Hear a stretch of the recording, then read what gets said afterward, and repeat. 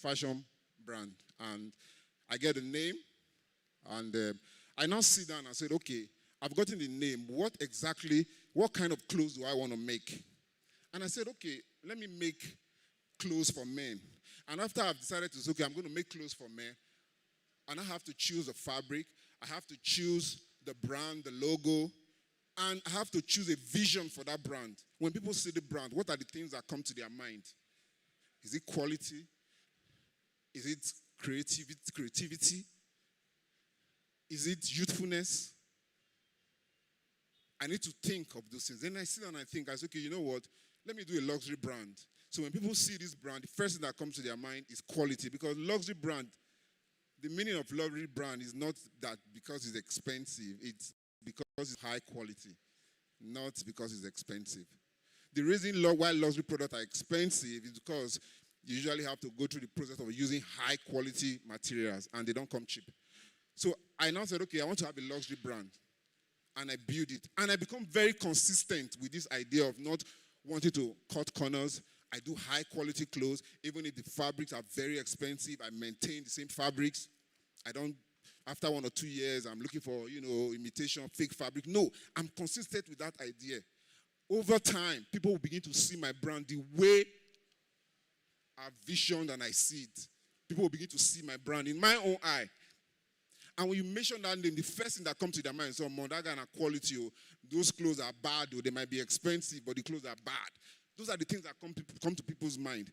I have built a brand. You see, everything that you work for, if you are a brand owner, is in the brand. It's not the buildings, not the cars, not the workers. It's that name. Because everything that you have spent, you are spending it on that name and not on any other thing. Let's look at this. If a Jojo Armani himself comes to Aba today and goes to the Aba market and buys a t-shirt of 2,500, white t-shirt, plain t-shirt, and he takes it to the US, he takes it to his studio and prints a Jojo Armani on it. And he puts it on the rack and he's selling it for $500. Do you think people will buy? Can somebody answer that question? Do you think people will buy? Why? Because of the brand name, because it's Jojo Armani. That's the power of branding for you. As a creative person, you have to begin to think, how long can you continue in this process? If you sow, how long are you going to continue to climb the machine?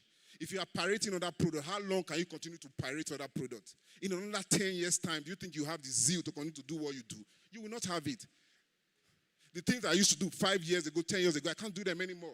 That's why I have assistants. I'm employing all people to do it. Because those days I can jump and go into the market, come to a bar, carry fabric on my head. I do all this. But it's not as if I don't want to do it. I don't have the strength anymore to do them. Age is telling on me. If you build a brand, you will live on it at old age. Do you know the CEO of Uber has stepped down? You don't even know. But he has. Twitter. I heard the guy just stepped down. But Twitter is still there. We are still using the products and the services. And they are collecting money. They've retired. And they are making money. Going on holidays, just enjoying their life because they have built a brand. Imagine they have spent that years pirating, wanting to be a Prada or wanting to be a Tesla. What would have become of them today? So if you build a successful brand, take this. If this is the only thing you would take from this class, if I build a successful brand, I will live on it at old age. Because with that brand, you can diversify it into anything. And people will still come because they expect that same level of quality. If I decide to go into shoes, people will still want to buy because they feel if my clothes has as of high quality, then the shoes will be high quality. I don't need to start, if my outfit is 200K for one, I don't need to start making shoes and I'll put 50K. No. Same price. It might won't be 300K or more because you have built that quality. You have built that brand and people see it. Am I talking to someone?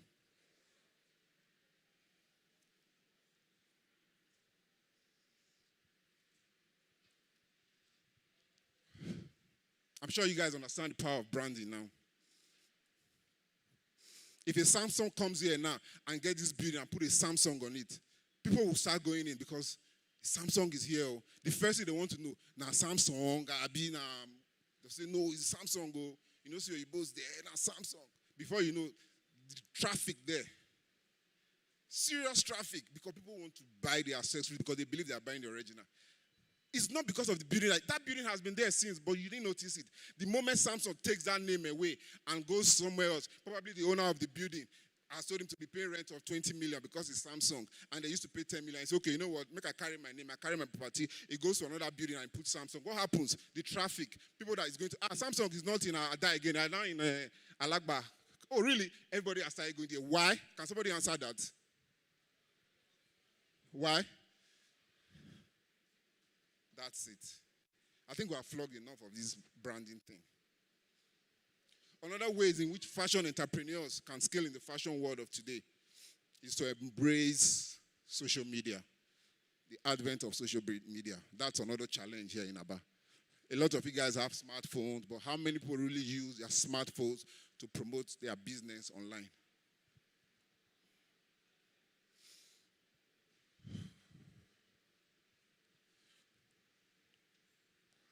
It is better to have a product that you sell online than to sell yourself when you have nothing to offer. I'm not going to go into that.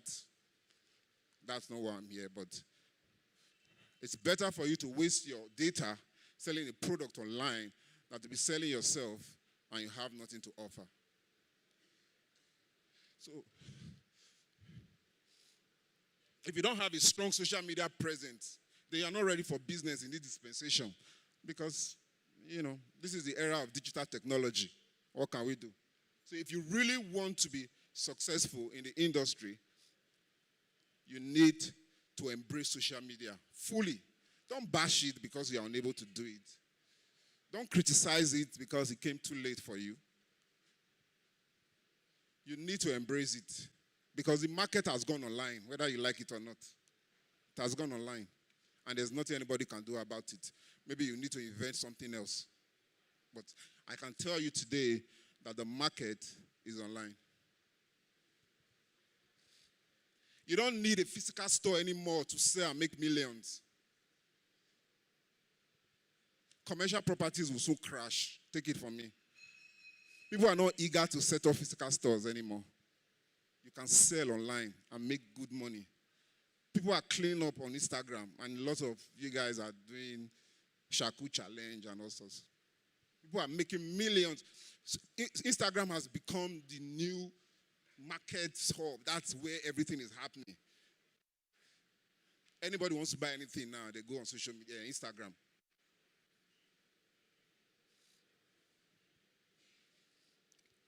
It's very cheap to advertise on social media. It's very cheap. You guys should be happy. When we started, we spent millions, an arm and a leg, to pay these soft sell magazines and newspaper. A front cover then, to get a cover, colored cover, then city people in Comio, if you want to place an advert, it's 1.5 million. And there's no guarantee. That was then, there's no guarantee that you will even make sale or even, you don't go to Vanguard or any of all those people now. You have to be thinking of 2 million naira for you to go there. But now, you can just post something on Instagram and promote 3K, 2,000 naira, and you have people asking how much, what are the sizes. The only thing you need to do is come up with something that are very nice, unique. Just do what you need to do. Trust me. Do your own part. Put it out there and you'll be amazed how much you make. If you don't have an e-commerce website and you're not selling online, let me share something with you guys again. If there's another thing you must take this from this masterclass. If you are a creative and you sell products and you don't make sales every day, you are struggling. Take this. If there's any other thing you should take, everything that I've said you should take it and write it down. If you are not selling every day, you are struggling to pay bills. You have not arrived. You are just doing washing. Social media will guarantee you daily sale. Do you know that? Do you know that? Social media will guarantee you daily sale. If you are next it well and you do it very well, you are guaranteed of daily sale on social media, on Instagram. But if you sell once a week, once in 2 weeks, You are there, but you haven't arrived yet. So that's what social media and Instagram can do for you.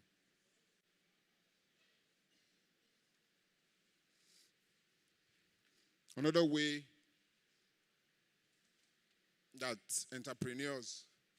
fashion entrepreneurs from Aba can scale in the fashion world of today is the use of celebrities and influencers. People like the Noble Igwe, you know. Noble Igwe is a huge influencer. He's here, he comes to rub shoulder with you guys, and you know, never hold and say, guy, help me. If a Noble Igwe wears any of your products, you are guarantee of sales. You will make money. The power of influencing, you will not understand it.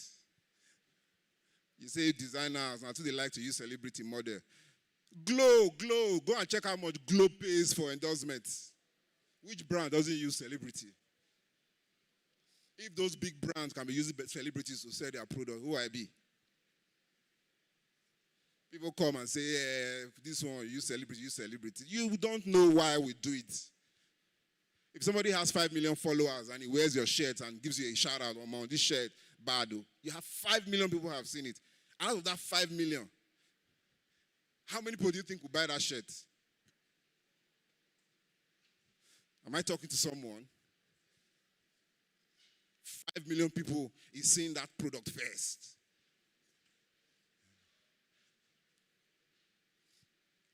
We're not talking of the followership, we're talking of sales now. You will make so much. Because the thing is that most people look up to their favorite celebrities. That's why they follow them. And whatever they wear, their fans also want to wear it. So it's a normal thing. So you leverage on that and you push your brand. Get close to these people. Look for ways to make relationship with them. Some might just want to help you. Just have a discussion. You'll be shocked. From experience, I'm talking from experience. I'm not holding back. I'm just telling you guys everything. You know. Whatever I'm saying will not have an adverse effect on me. You know why? I do lots of mentorship programs. And I've had people come to me, guy, you come, you share your secrets, you tell young designers a whole lot. Are you not scared that someday these guys will? And I smile. That's a myopic way of reasoning. Because you know why? Why? Can somebody tell me? The industry is a creative industry. And there's no limit to creativity. I don't even know what my next collection will be. I don't even know the design I'm going to create tomorrow. It might just be on my way out of our bar. That's when the inspiration will just come. So it's about creativity. When we travel, we buy from different brands. You go to a Tommy, I like this shoe, you buy it. As you are walking, you see an Armani shirt, you buy it. You buy from different brands. And you come to Nigeria, it's the same thing. So even if you have a client that buys tens of your product, the moment he sees mine and he likes it, he will still patronize me. So even if I tell you the secret, you are selling, me I'm selling, as long as I'm making my money. That's the truth. That's the power of creativity. You don't need to worry. I don't want to go into that. Let me not deviate.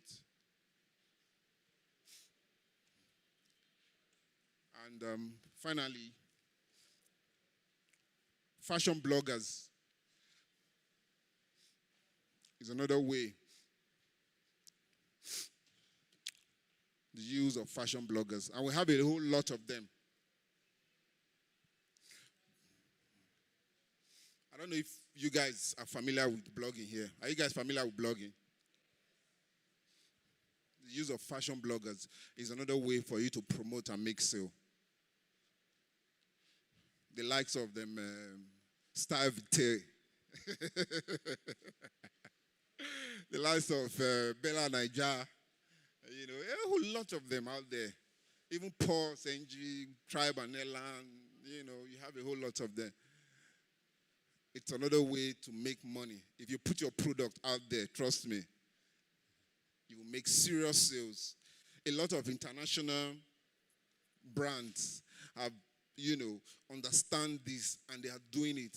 So if brands that are up to, 4 or 5 decades are doing these things, then who I be?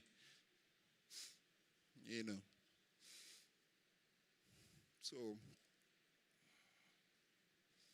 So many things I would have loved to talk about, but time is not on my side. So I have to pause here. Thank you so much.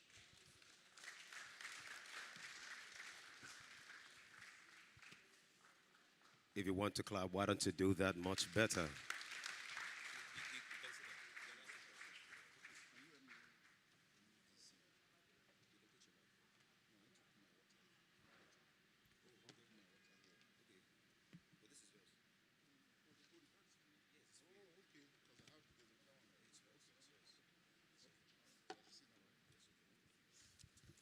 Right? I believe we have lots of questions. He said a few things about branding, using social media influencers, social media, a whole lot.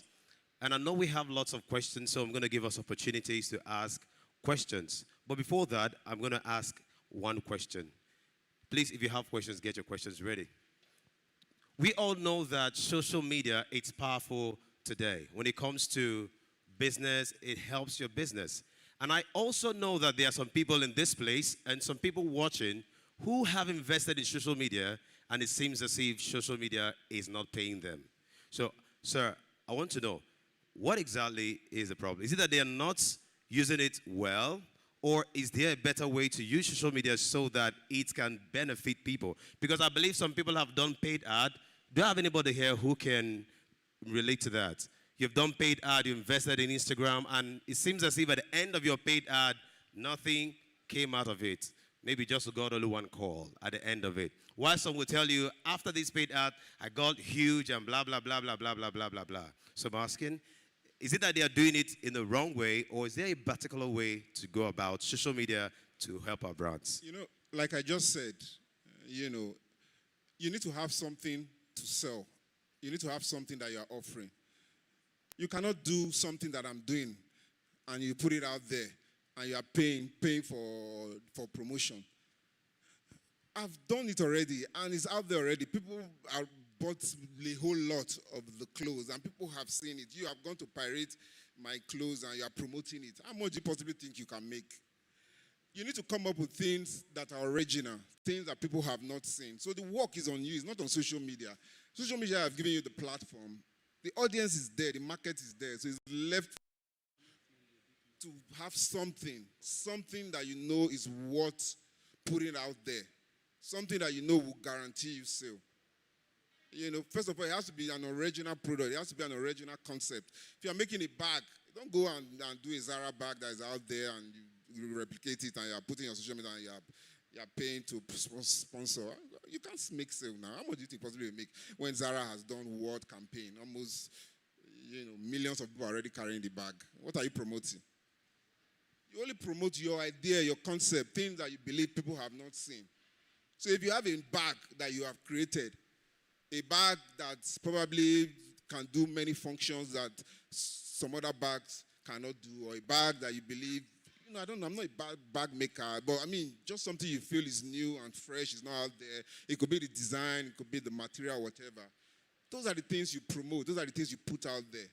So the truth of the matter is the product. You have to check the product that you put out there. So you're not putting the right product. That's why you're not making money. All right, you get that? You are not putting the right product. That means that's why you are not getting the right result. Any other question? I have 1, 2, 3, 4, 5. Lots of hands already. Okay, let's start with you.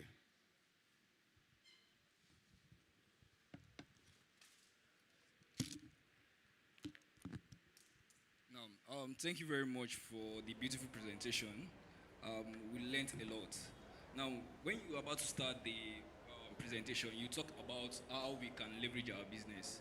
And I'm happy you delved into the branding and telling us about how Abba has talent that has not been tapped to. Now, my question is this. In terms of doppelganger, which is piracy, is there any law in the fashion industry to curb that? Secondly, in terms of staffing, what staff are you going to look into that you want to employ in order to grow up your business? Then the last one. Sorry, sir. Sorry, sir. Now, you want to start a business.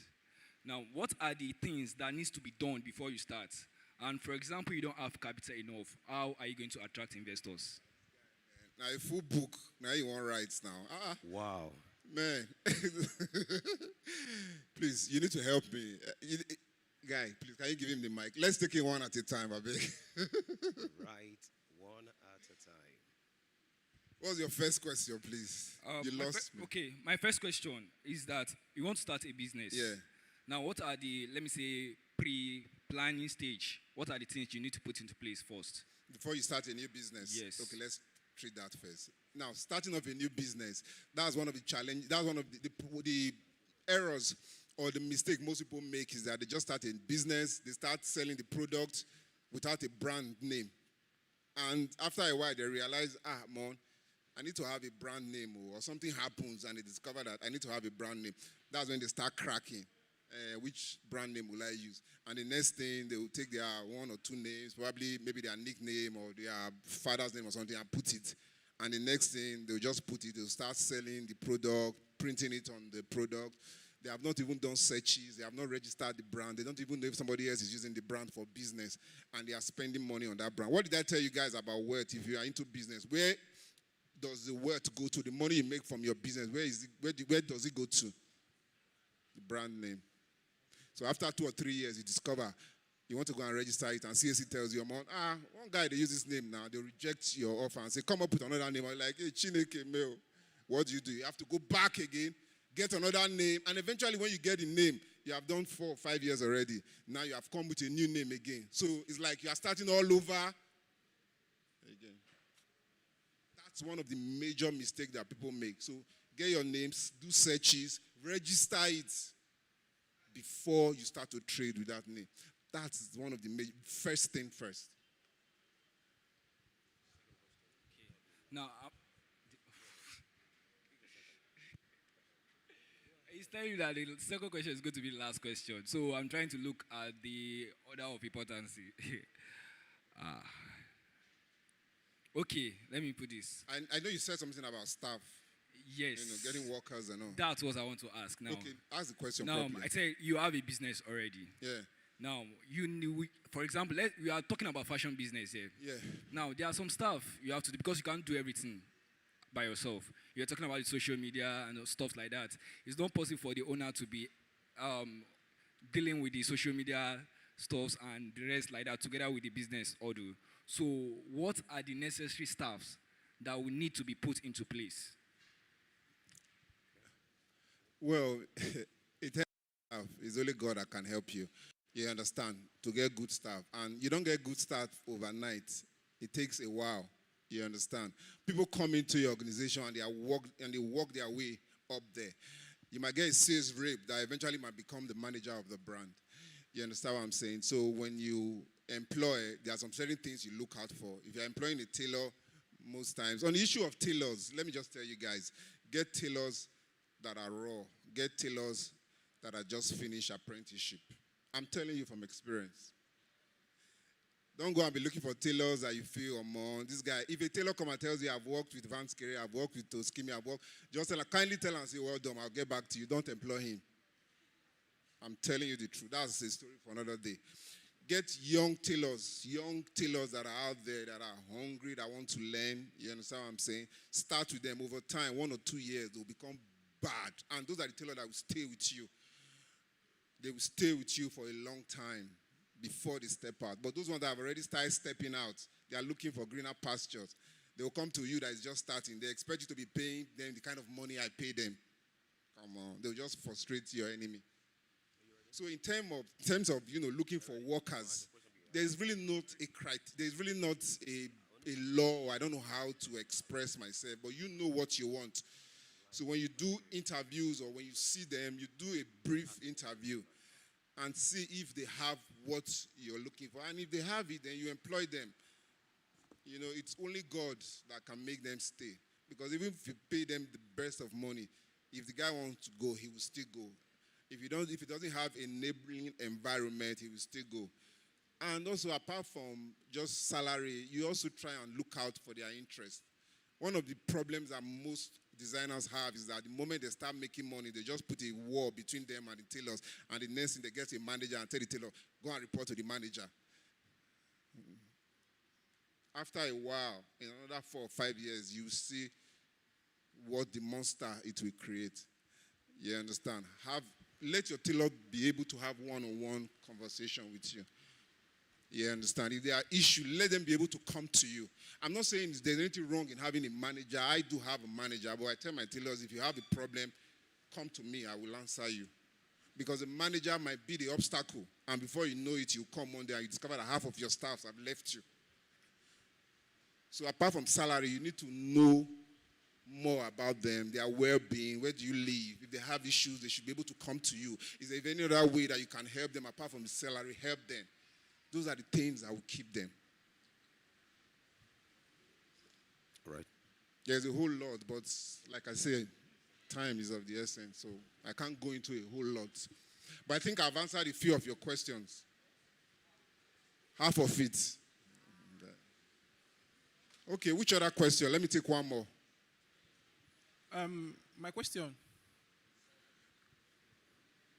Okay, while you were narrating and I can't hear you, sir. while you were taking the class on branding and the rest, you made mention of copyright, piracy. Then you made mention of visual online visibility. People making use of social media to market their goods and sell their products. Now, I think there are situations where you notice that online visibility promotes piracy. Now, let me make an instance. Mr. Toskimi makes ready-to-wear products. And me, on the other hand, as an entrepreneur, very creative. And I think because I know he makes ready-to-wear products, I can just stay on my own, advertise his products, sell it on my own brand name without him knowing. You find situations like where people online, you see your products online bearing another person's brand name. Now, what happens is when someone requests for that work, I don't mind making it myself.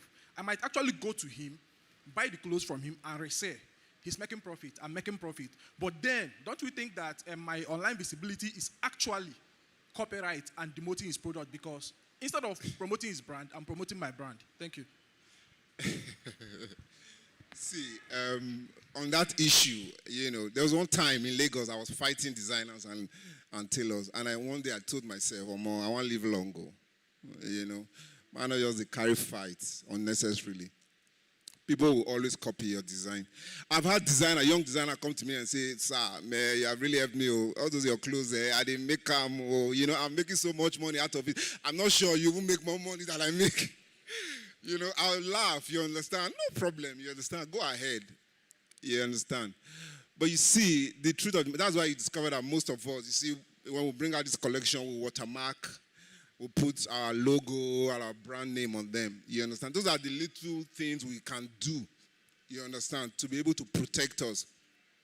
At times you take these images to the blogs and they tell you, take the watermark out of it. We can't post it because of your watermark logo on it, because they also want their blog. Ask my brother here, he knows now.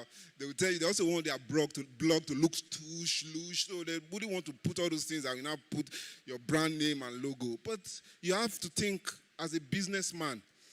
I've had instances when clients come to me and they'll be like, guy, I went to my tailor, I wanted to make, and I asked him to bring new designers. And the guy brought out a lot of fine designs. As I was looking at it, I saw that in a Vanskere. And I'm like, And I told the guy, you know what, I'll come back. I went online and searched for Vanskere, got your address, and I came to you. You see, people that have money, just last week, I was speaking to a client, and he said, Vans, these are your designs. They're full everywhere, everywhere, you understand? He said, but when we see the original one, we don't know. And you get the level where I just did for this life. As long as I know it's an original product I do wear, I don't care. When I wear them, I enter my G-Wagon. I don't know if they say I pirate and I piracy I wear. So that's the point I'm trying to make. A lot of foreign brands are being pirated in Aba, but have the international brand, have they closed shop? Ask yourself that question. Have they closed shops? The people that can afford your product will look for you. The people that you are looking for will not want to wear pirated clothes. And those are the men that will pay you the kind of money that you need. Trust me. So if you are out there, you are pirating, somebody spends so much money, he puts his product out there, you download it, and you are making it, and you are selling. How much are you making it? You can't sell more than the originator now. The money that I make for one of my outfits, you have to sell 3. You have to make 3 to be able to make that money that I make for one. And that's the truth, my brother. That's the truth. So that's why you see lots of struggling tailors in Aba. Aba tailors make more clothes than designers in Lagos and Abuja. Aba tailors make thousands of clothes in a year. How much? How much does it translate to? They are still working in the same small shop, still struggling because they are not eventful. They are not coming up with their own concept. They are pirating. But if you come up with a style of your own, a concept, something that was divine and inspiration come, you can put a price to it. There are several of my clients that will come and tell me, say, Vance, not be this money you put. I will tell you the reason why they buy this your things. Now because saying you, not be say all this design they do, other people don't fit do them. You can tell them it's 200K. They will still stay with you. That's the power of branding. But somebody else say, okay, come now, go do this for 50K. But don't look at me, can't wear 50K pirated clothes. No, Vance, I beg now, remove small thing for me. I'm telling you the truth, and that's the truth. Because it's your concept, it's your idea, it's your vision. That is what God has given you. And that is why you are better than every other person. You understand? So that is what creativity, in the creative industry is like that. If you are a musician, you come up with a jam and you have won Grammy. It doesn't mean if I do Urobo songs, I can also sell and to win a Grammy now. You have different style and genre of music. That's how it is in fashion. I might decide to be selling African clothes. You might decide to be selling your Western clothes. Everybody's selling according to divine purpose and inspiration. But the end point that we'll all make the money and we'll all get the, the the recognition that we desire. So you need to kill that notion. You understand? You might be selling my product and making money, but you are not making as much as I'm making. Trust me. All right. Let's take one more. Boss. I dey fear. I will answer your questions. Okay. And I can also ask a question. We are all learning. Let me just say this first. You're one of the persons that really made me know I'm on the right track. When I came across your Instagram page, my sense of creativity somehow, it has always been in me. In fact, there's one of your designs I saw and I shouted. I said, I need to copy this symbol. Me, knowing myself that I love originality, I had to turn down your design upside down. And maybe you no go know. It's still selling till date. Thank you so much. Okay, so by God's grace, the little us, the little toe scheme, by God's grace, we are my brand is one of the most followed fashion brands in Southeast with 80,100 followers. Congratulations, yes, brother. And we are not there yet. We'll still get there. But Amen. why I want to ask this question is, my friends, Aba people, they always ask me, boss, no be we and you dey this Aba. How you take they do am? This guy, you sure say no only clothes you they sell. You sure say they buy followers. And truth, they are organic followers. So each time they ask me, I give them my answers. Okay, how I was able to grow to that length. If you did the sacrifice, what I do. Yeah. Sometimes, they know me as someone every Saturday. If you come to my place, there's what I call Sabbath outfits. Just like Mr. Nobeligwe had Nobeligwe's door. I wonder why you stopped that series. You need to start again, boss. Okay. So I have Sabbath outfit. If you come to my page every Saturday. So every Saturday morning, people would always go to my page to expect something. So that alone helps too. So I want to ask, please tell us, spell it out, like hammer on it one after the other, the way we can create more visibility, the way we can grow our followers on Instagram. Thank you so much. You see, I think I already, did touch on that. And I talked about originality and having something to actually sell on Instagram. Lots of people sell lots of stuff on Instagram, and that's the truth of the matter. And there are lots of people out there that have more followers than we do, and yet they are not selling anything. They are just being controversial, making noise, just showing all. I don't want to go in there because I don't want to be bashing anybody. And you see lots of people go in there and they follow them. The world has gone to a level where it becomes, how will I put it, that if I'm trying to choose my words so that I will not be too, but you see lots of negativity it's been more celebrated now than positivity. And when you want to try and as much as possible to be holy and not be controversial and just want to sell your product and just do the right thing, people really don't want to see all those kind of things. And you might not necessarily get the followers that you are looking for. But it doesn't mean that you are not good at what you do. That's the point you people need to know. It's not about the followership on social media. It's not. People go in there, they look at the numbers. You understand, okay, this guy has 2 million followers.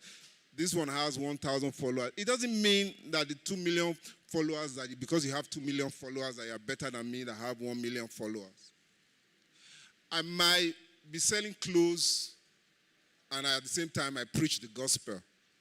So many people might not like it, and they will not want to follow me. Somebody else might be selling clothes and also showing off his or her body. And people want to go in there. And at the end of the day, they might get more followers than I do. But it doesn't mean that in terms of the actual product that you sell, that person is better than you.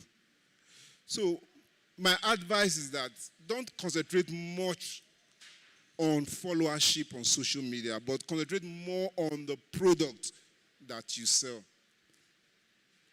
Because at times, some of these people that you look up to on social medias, they might not even have the basics in their workshop. You will be shocked that when you go there, you'll be like, this guy, I was expecting a whole lot too.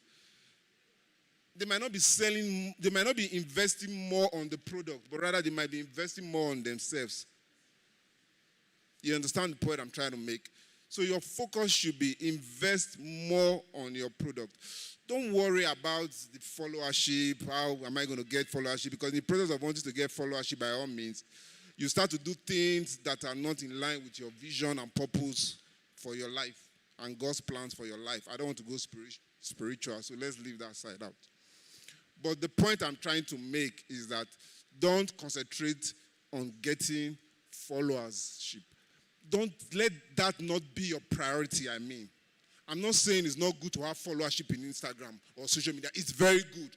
But let the priority be more. If you sell a product, let it be more on your product. If you have the money to set up a store, go and set it up and not go and spend that money to buy followers. You understand what I'm saying? If there's something that is new in the business and you don't have it, invest your money on it. Because at the end of the day, that is what you will sell. And that is how, okay, let's look at this scenario now. In conclusion, if I decide to now say, okay, I want to be promoting myself, I don't have anything to offer, I'm not selling anything, and I do videos about myself, going on tours, shopping, showing off expensive clothes and every other thing, but I'm not offering anything, I'm not selling any other thing. I have let's assume I have 5 million followership, right? And I continue to do this for 10 years, 15 years. Are you sure I'll be able to maintain that same level in 10 or 15 years' time? I will not be able to now.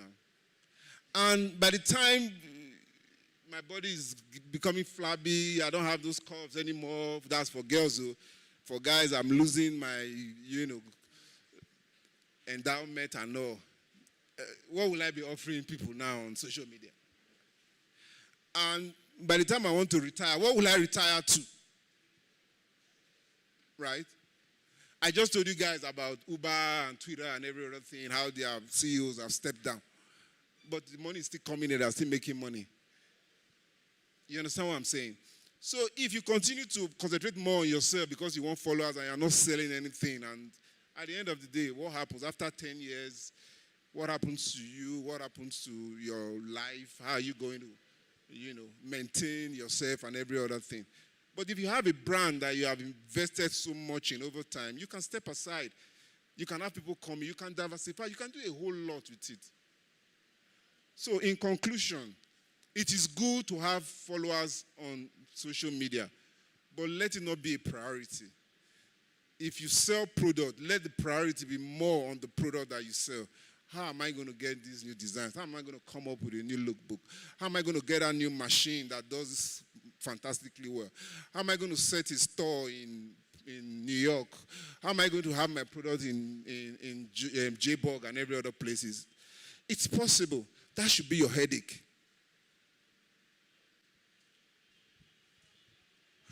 All right, thank you so much, sir. Please put your hands together for Mr. Evans Akere for sharing such an exciting speech with us.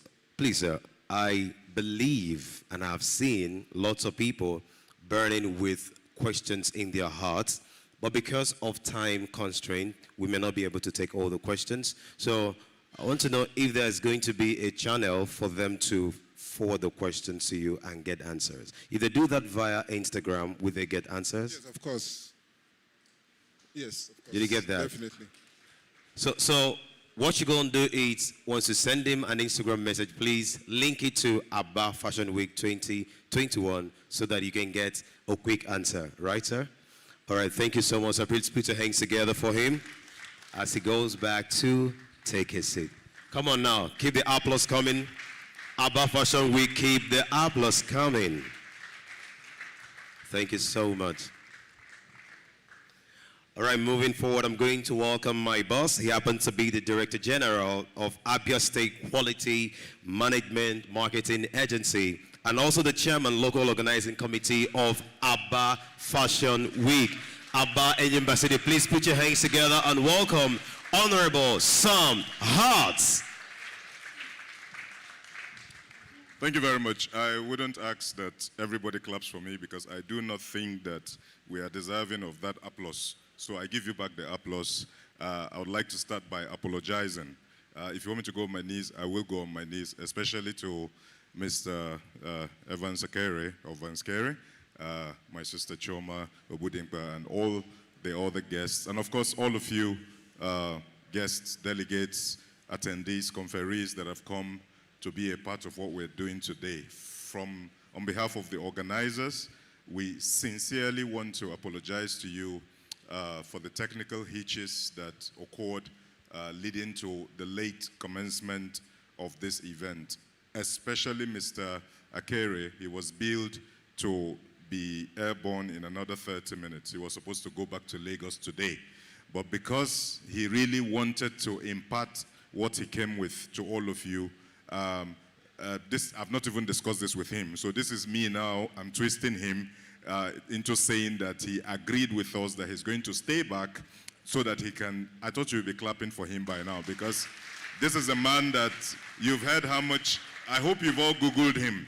I hope you've all Googled Vanskere. You've Googled him personally as Evans Akere, and of course his business empire as Vanskere. You know the caliber and quality of individual and human that he is, and you know that it is a huge sacrifice for him to spend time out of his base and stay here just so that he can speak with you through no fault of his because of our technical hitch. Oga photographer, wait, make her see my Oga. Oga, please, in my place we say Ikberemnala, my knee for ground. Sincere apologies, sir. I don't know how to talk for Urubu, for speak Urubu for you, sir.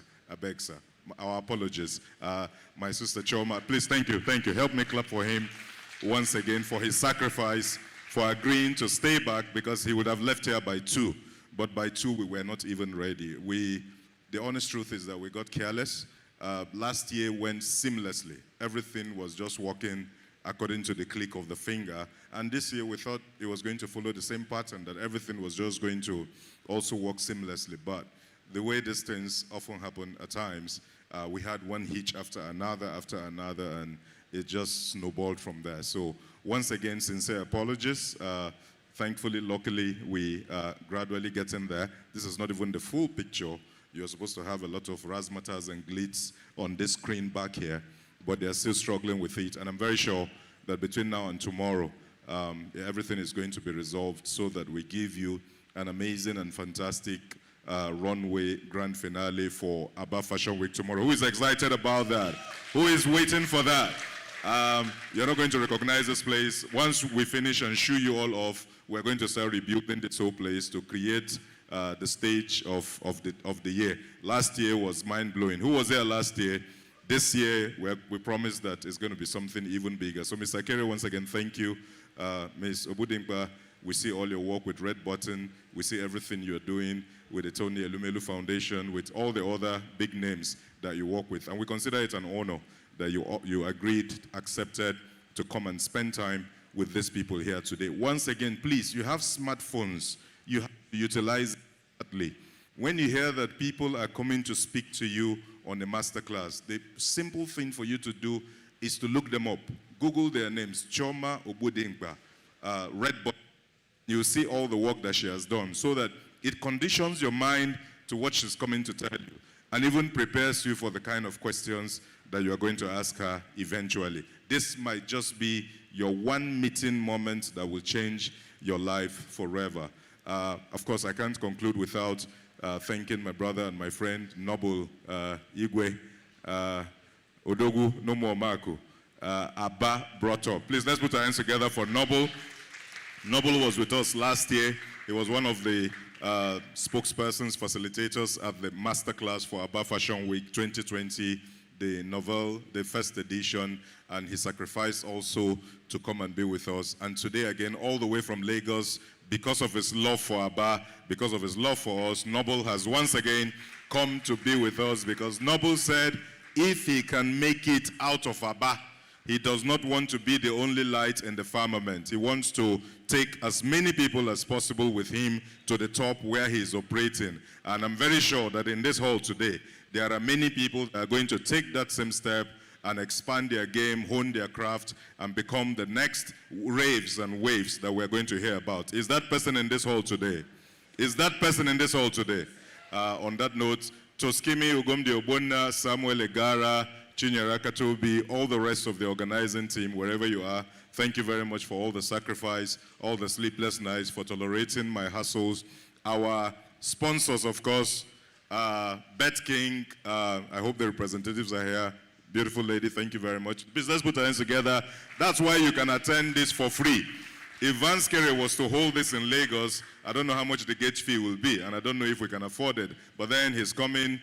It's all expense paid and it's for free. And of course, we also have Guinness Nigeria PLC, who actually are specifically sponsoring this masterclass segment. So thank you also to Guinness. We also have Zenith Bank, who co-sponsored the exhibition that we've had since Monday. Let's put our hands together for Zenith Bank. And of course, we have the Abia State government, who have also ensured that this continues so that they can continue to put Abia entrepreneurs on the map of excellence. So all our sponsors, thank you very much. All our facilitators, our guests, thank you very much. And I just needed to quickly do that so it does not seem as if it is being taken for granted that we can start whenever we want to start. No, it is not in our character. It is not our style. There were technical hitches that we did not foresee, and that was what led to the delay. So please, on behalf of all the organizers, from the bottom of our hearts, we sincerely and humbly apologize for your time. On that note, legendary compare, please come and take it from there. Thank you very much. Thank you. Enimba City, if you want to put your hands together, please do that better. All right, thank you so much, the organizing team, for making Aba Fashion Week happen, and to all the sponsors of this great outing. Right about now, ladies and gentlemen, I'm going to welcome the first lady Aba Fashion Week has had. And she is a beautiful lady. She's been putting fashion, her brand, to the map. I'm talking about the Peach Queen herself. She is an African winner of Global CBC, the creative director of Red Buttons, and she also happened to be a co-founder of Peach Center. Ladies and gentlemen, Abba, please put your hands together and welcome no other than Chioma Obudimba.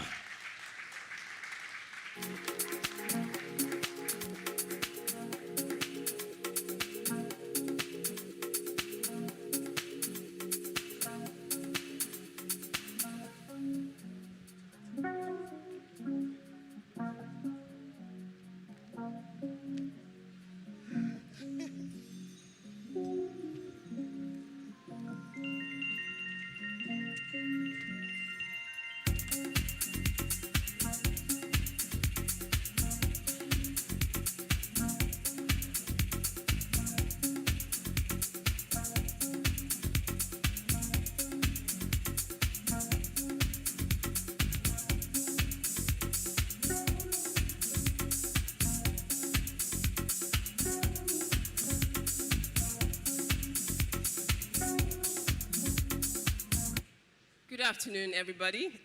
Sorry, I was struggling with my phone. I'm supposed to use some slides, but it's not ready according to the backstage guys, so I'm going to be using my phone. Thank you so much once again. Is it once again? Okay. Thank you very much for having me. My name is Choma. I am the creative director of Red Button. Now, Red Button is a female apparel brand. We're based in Lagos, Nigeria. It's really an honor to be here. First of all, I was born here. So I'm one of you. I was born here, I grew up here, I went to school here. I only left here for university. But I'm really happy that I'm back here again to give back to the society that molded me. And I also want to thank especially the organizers of this program. I knew this wasn't meant to happen, but there's been a lot of back and forth. This season is very tough for designers. I'm sure we can all agree. But it's important that I came, because I'm truly, truly invested in the growth of startups, especially creative startups. If you have watched, what I've done over the years, it's really been about impacting startups. And I'm really attracted, I'm really, connected to creative startups around the world. Now, in 2019, I won the Global Creative Business Corp Copenhagen. So it's called the Global Creative Business Corp because it's like the Olympics for creative businesses around the world. And I was on that stage with 70 other creative startups from different countries, pitching for different things. Now that incident was important to talk about because I realized that I was the first African to be awarded on that stage. And I'm not sure why, I'm not exactly sure why Africans don't really do much on the global level. And that's exactly why I said, as soon as I get back to Nigeria, I will start mentoring new founders. I know that my very senior colleague here, Vanskere, has said a lot about how to grow your business, about starting, branding. So I'm not even going to go into all of that now. So I'm going to cut the story short and go into exactly how to access funding. So someone asked the question about how to access funding. We've talked about branding, how you can grow social media. So I'm going to really streamline to investment opportunities in the creative industry, and of course, how to network your way to the global stage. Now, I'm talking about the Creative Business Corp because that was the experience that actually blew everything you see that I work for or I am about today. Now, that was important for me because I know how creative we are. I know how incredibly talented that we are, right? But again, it's not enough to be talented. It's not enough to have all the skill. And I say this all the time. You can have all the skill in the world. You're the best designer. You can draw for the world. Once you draw, you can cure coronavirus. You can have all the skills. But nothing will happen if you don't understand how to run a business. You will keep sewing, you will keep being on the sewing machine, you will keep making shoes, you will keep amending clothes, you will keep making hair, you will keep stitching things forever if you don't understand how to run a business. And that's exactly what I'm talking about today. Now, I've titled the presentation, Beyond Your Craft. Now, it's very easy that we spot, people who are good. We have very interesting shoemakers. We have people who are creating different things. Particularly, I love that shoe, and I know that it's locally made. But how exactly? Oh, it's up. Interesting. Okay, so I love that image so much, and I wanted to use this image to illustrate how all this ties into building a business, right? So you see, for example, let me say this guy is a baker, right? So he makes cake, bread, chin-chin, whatever. But guess what? You're not seeing him baking chin-chin here, because he understands that my chin-chin cannot get to New York, cannot get to Abakaliki, cannot get to South Africa if I'm just in my mother's kitchen baking or frying chin-chin, right? He needs technology, he needs investments, he needs to travel, he needs the operations part of things to work, he needs accounting services, he needs all of that thing to come together to be able to grow his business. While all of this might sound very serious or very far-fetched, that is the only way you can scale your business. And I'm not talking about selling 100 tins of chin-chin or selling 100 pieces of clothes. I'm talking about building a truly global brand. So we're here talking about Giorgio Armani, Zara, and the rest of them. How exactly did they become what they are today? They don't do hundreds. They don't even do thousands, right?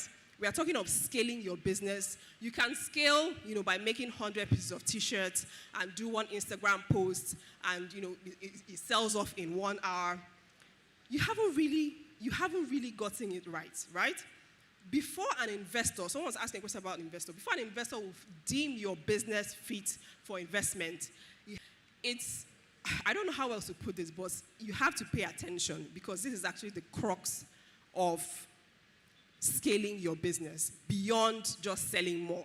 So I'm not talking about selling more, having more followers. Quite frankly, just like my senior colleague has said, it's not the critical thing. Having 100 million followers is not the critical thing, right? So some people have 2 followers and are bigger than the people with 100K followers, right? So just don't focus on having followers.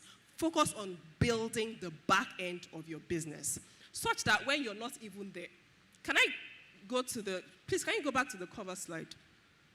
So focus on building the back end of your business. And what that means is, it's not just a hobby. You're not creating clothes and selling and you're having fun. I mean, I used to do that. I had fun creating clothes and I'm selling and I'm just having fun and nothing was happening, right? But it got to a point where I needed something else. I realized that, this is actually a brand. I can build a brand out of this passion. A lot of you are passionate about clothes, or you're passionate about chin-chin, or I'm passionate about, shoes and bags. You're just passionate, right? Passion cannot scale your business on its own. You need that structure to be able to attract everything you need to scale. And honestly, there is no way you can do all the work by yourself. So what that means is you need to work with other people. You need to work with organizations. You need to work with influencers. You need to work with your other friends. You need to work with your other, other brands, right? At the end of the day, you need to collaborate. So there's a whole lot to unpack, in all of this, but I'll start with your why. How do you even start building a creative business? Why are you building a creative business? Is it because there's no job, or you are just passionate, you just like clothes, Sha? So some people, when, I talk to startup founders in laws, and they say, I just love to make hair. I just love to make hair. When I was young, I used to make my sister's hair, and I just love it, right? But that's not a business. You can love to make hair, fine, but that's not a business. Do you want to actually build a beauty business that is focused on making hair? Then pay attention. A lot of people are passionate about different things, but they're not building businesses. I used to be passionate about fashion. So I read something on Ikena's post, how I used to turn handkerchiefs. I said I grew up here. And when I was growing up, I had, I used my mom's scarf to make dresses. I made dresses from everything I see. Her scarves, handkerchiefs, everything I see, I made dresses, right? And I just did it. I just love to make dresses. But I then realized that, of course, as I grew older, I realized that, okay, you know what? I can actually build a business from making dresses. Now, this didn't actually just start from, deciding to build a business. I worked for over 12 years with other global organizations. And while I was working, I was making dresses. So during the weekends, I make dresses for my colleagues to say, oh, I like what you're wearing to work. Can you make for me? When they realized I make the dresses I wore to work, they started demanding, or they started, ordering my dresses. And I used to make dresses for free because, it wasn't a business. I just loved to make dresses. But the demand became a lot. And in 2017, I decided to actually launch a business proper, right? Because I realized that this is no longer passion. I should actually build a business. And in 2017, I launched the brand Red Button. Now, that's not even all. So when I launched the brand Red Button, I started to do the regular things everybody does, make dresses, post, sell, attend shows, do fashion shows here and there. But it was because I've had corporate experience.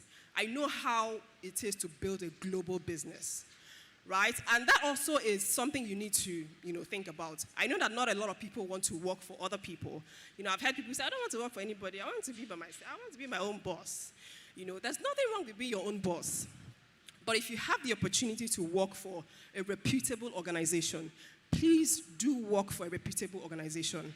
What that does is it will help to shape the way you build your own business. In fact, the network you need, you will have to start building it from where you work. So when I started Red Button, you would imagine that I already have customers from all over the world. I worked in a global organization, and I traveled a lot. So when I started, it was easy. I already had the network. I didn't need to do a lot of advertising. So those were my first customers, right? Remember, I've been making these dresses while I was working. So it was easy for me to just transition, right? So you can build your network from wherever you work. Again, you learn how to put processes in your business because you have learned firsthand where you're working. Thirdly, it helps you to be more strategic.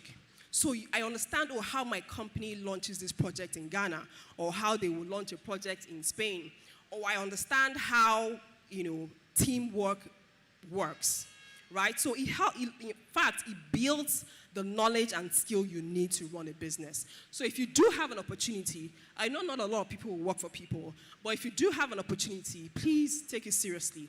You can work for an organization 1, 2, 3, 4 years, whatever, 6 months. You can even intern, right? The important thing is you are building your network. You're getting the knowledge and the value that you need to start off when you start your own business. So even if you're already in business and you have an opportunity to intern, I don't think we talk about internship a lot in Nigeria. I don't know why. But internship is actually what will propel you, especially in the line of work that you do. So in 2019, or is it 2018 or 2019, I interned for Spice Lifestyle Owners. So it's like a big, event, lifestyle event in Lagos by Spice TV Africa. And I interned on that show as the fashion executive. So what that meant is I coordinated all the fashion designers from around Africa who were showcasing. So what that did for me was I gained first-hand experience on how fashion shows actually work, right? By the way, I have a background in project management. So I just wanted to have an idea of how projects work in the fashion industry. Not because I want to move into fashion projects, but I'm very entrepreneurial. So and it's something in my industry anyway, so there's nothing wrong with having that knowledge. So I wanted to understand how fashion projects work. It's not just about making dresses and making shoes, at least for me. All right, so I interned on that platform, and I got to manage the biggest of the biggest designers from across Africa.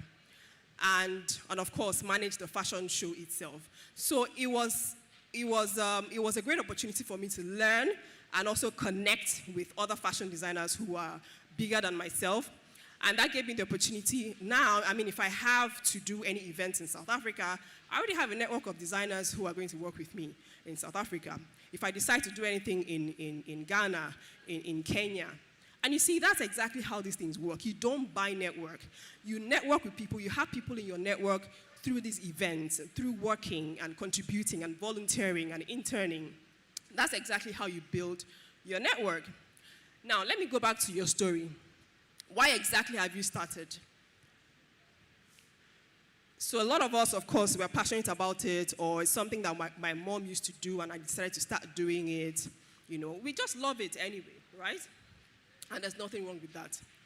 Now, to build a proper business, you need to craft a compelling story that your brand will be known for.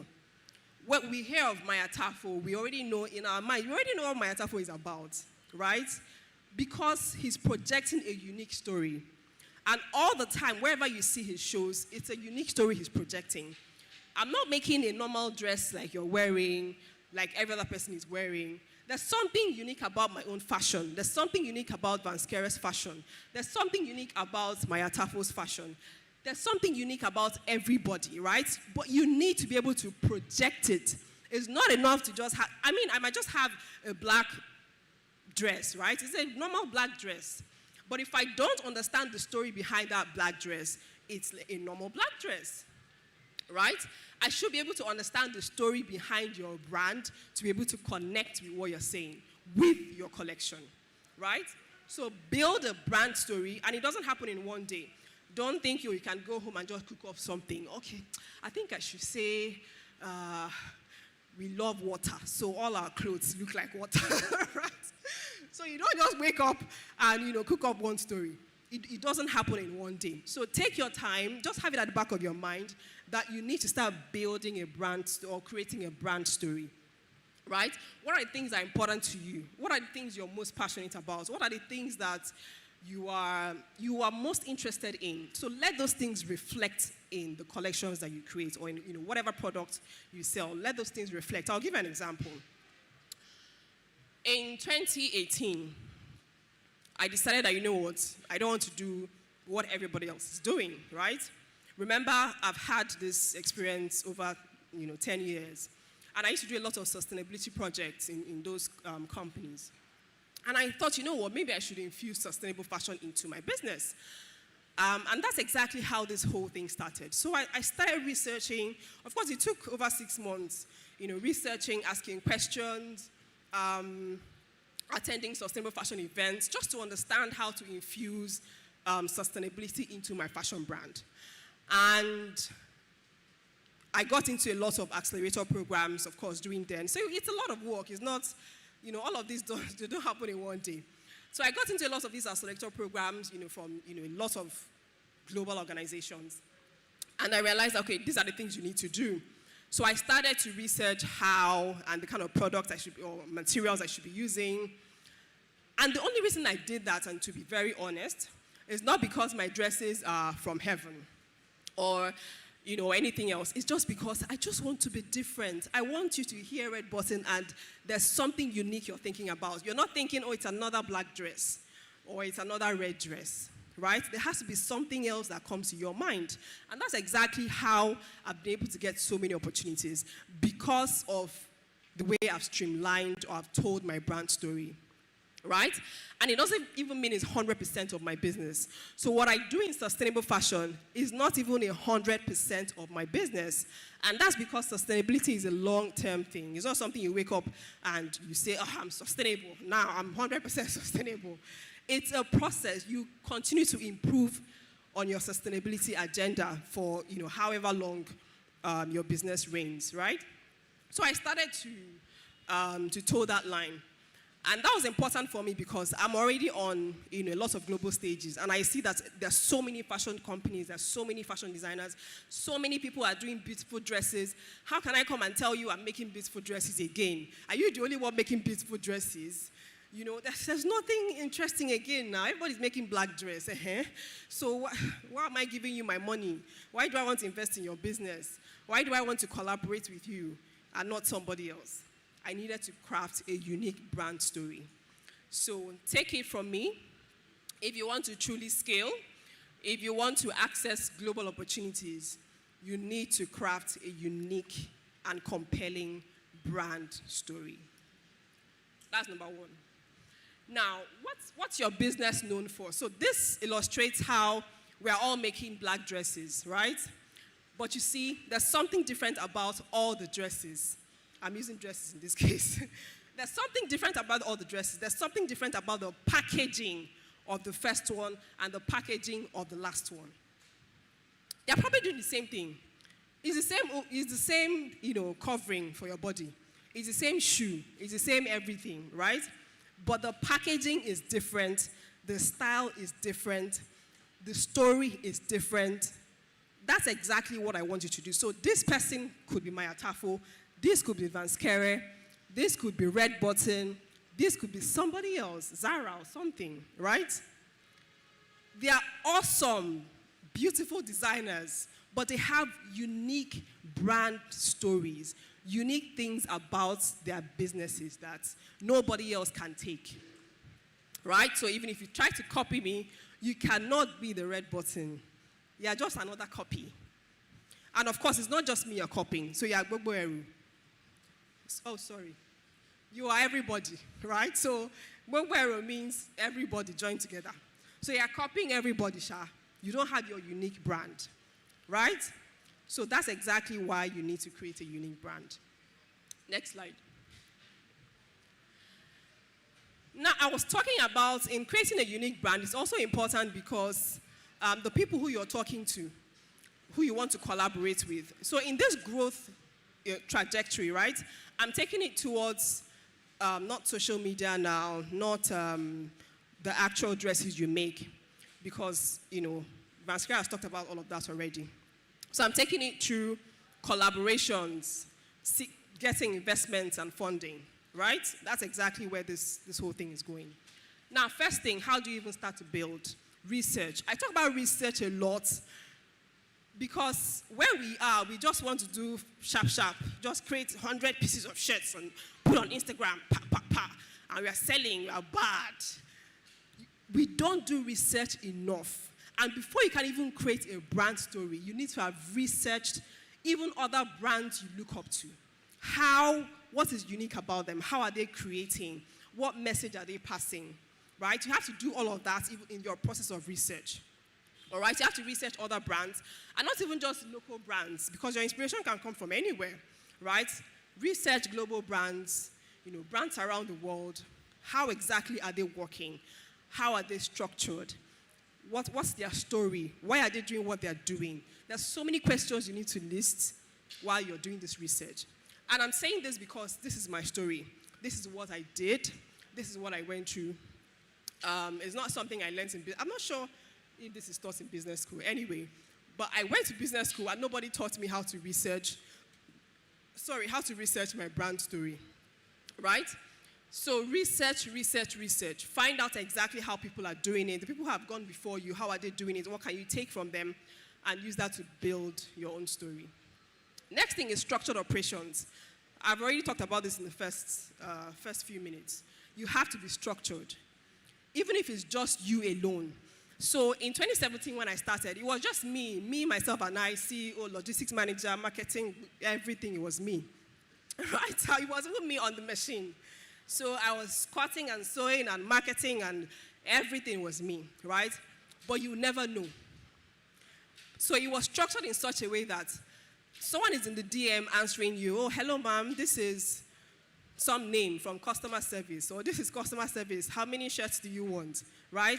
It's still same me in the logistics telling you, oh, we've shipped your dress this morning. It's still same me in the admin email sending you your invoice. It's me, it's still me, right? But the way it's structured, you think, oh, there's an admin manager sending me emails, or there's someone in the DM responding. It's saying me. So until I grew, until I'm able to employ people, everything was still me. So you might still be at that point, and it's fine. Whether it's just you, ensure that you have some sort of structure. So what that does is what's the English now? So it changes the way you think about or you look at your business. You become serious. You think about your business like a global business, right? So when you're ordering something from Amazon, it's an email that will send you your order. You make your, you make your payment, someone will dispatch it to you, someone will say thank you, someone will ask for your measurements. It's the same. It's not the owner of the business that will come and take your measurement or that will dispatch your clothes to you. But you make it look like they're different people, even if it's just you. The important thing is you have to create a structure for your business. So if an investor is coming to your business, they don't expect that it's your name, your admin, your logistics, ordinarily, they like to work with teams. So I've won so many grants when it was just me, right? But I made it look like I have an admin manager, I have a creative manager, I didn't have all of that. Nobody. It was just me. So even on my slide, you see my team. When I'm talking about my team, oh, this is the creative director, this is the marketing director, this is the financial manager. They're all me, right? But you will never know. The important thing is that they understand that you understand structure, right? When they ask for your financial statement, I'm the one that will do the financial statement and send to them, right? Operations manual, I'm the one doing operations manual. So the important thing is that you understand that you need structure and you start putting the structure in place as little as you can. You don't have to have a handbook. You don't have to have any, gigantic presentation or anything like that. Just start small. Start from assigning roles, even though you're the one doing those roles. Assign those roles. Social media manager. When someone comes to the DM, oh, this is customer service, welcome, That way, it's easier for you to even transition. Because when people are now coming, you understand, oh, this is the role I was playing as customer service, and that's where they will be. Or this is the role I was playing as the accountant, and that's where they will be. So everything starts with you, but you have to create it as little as it can be. All right? So that's about structured operations. Next thing is innovate. You need to continue to innovate. You need to continue to do new things. Right? You need to continue to build on what you have done last year or what you have done yesterday.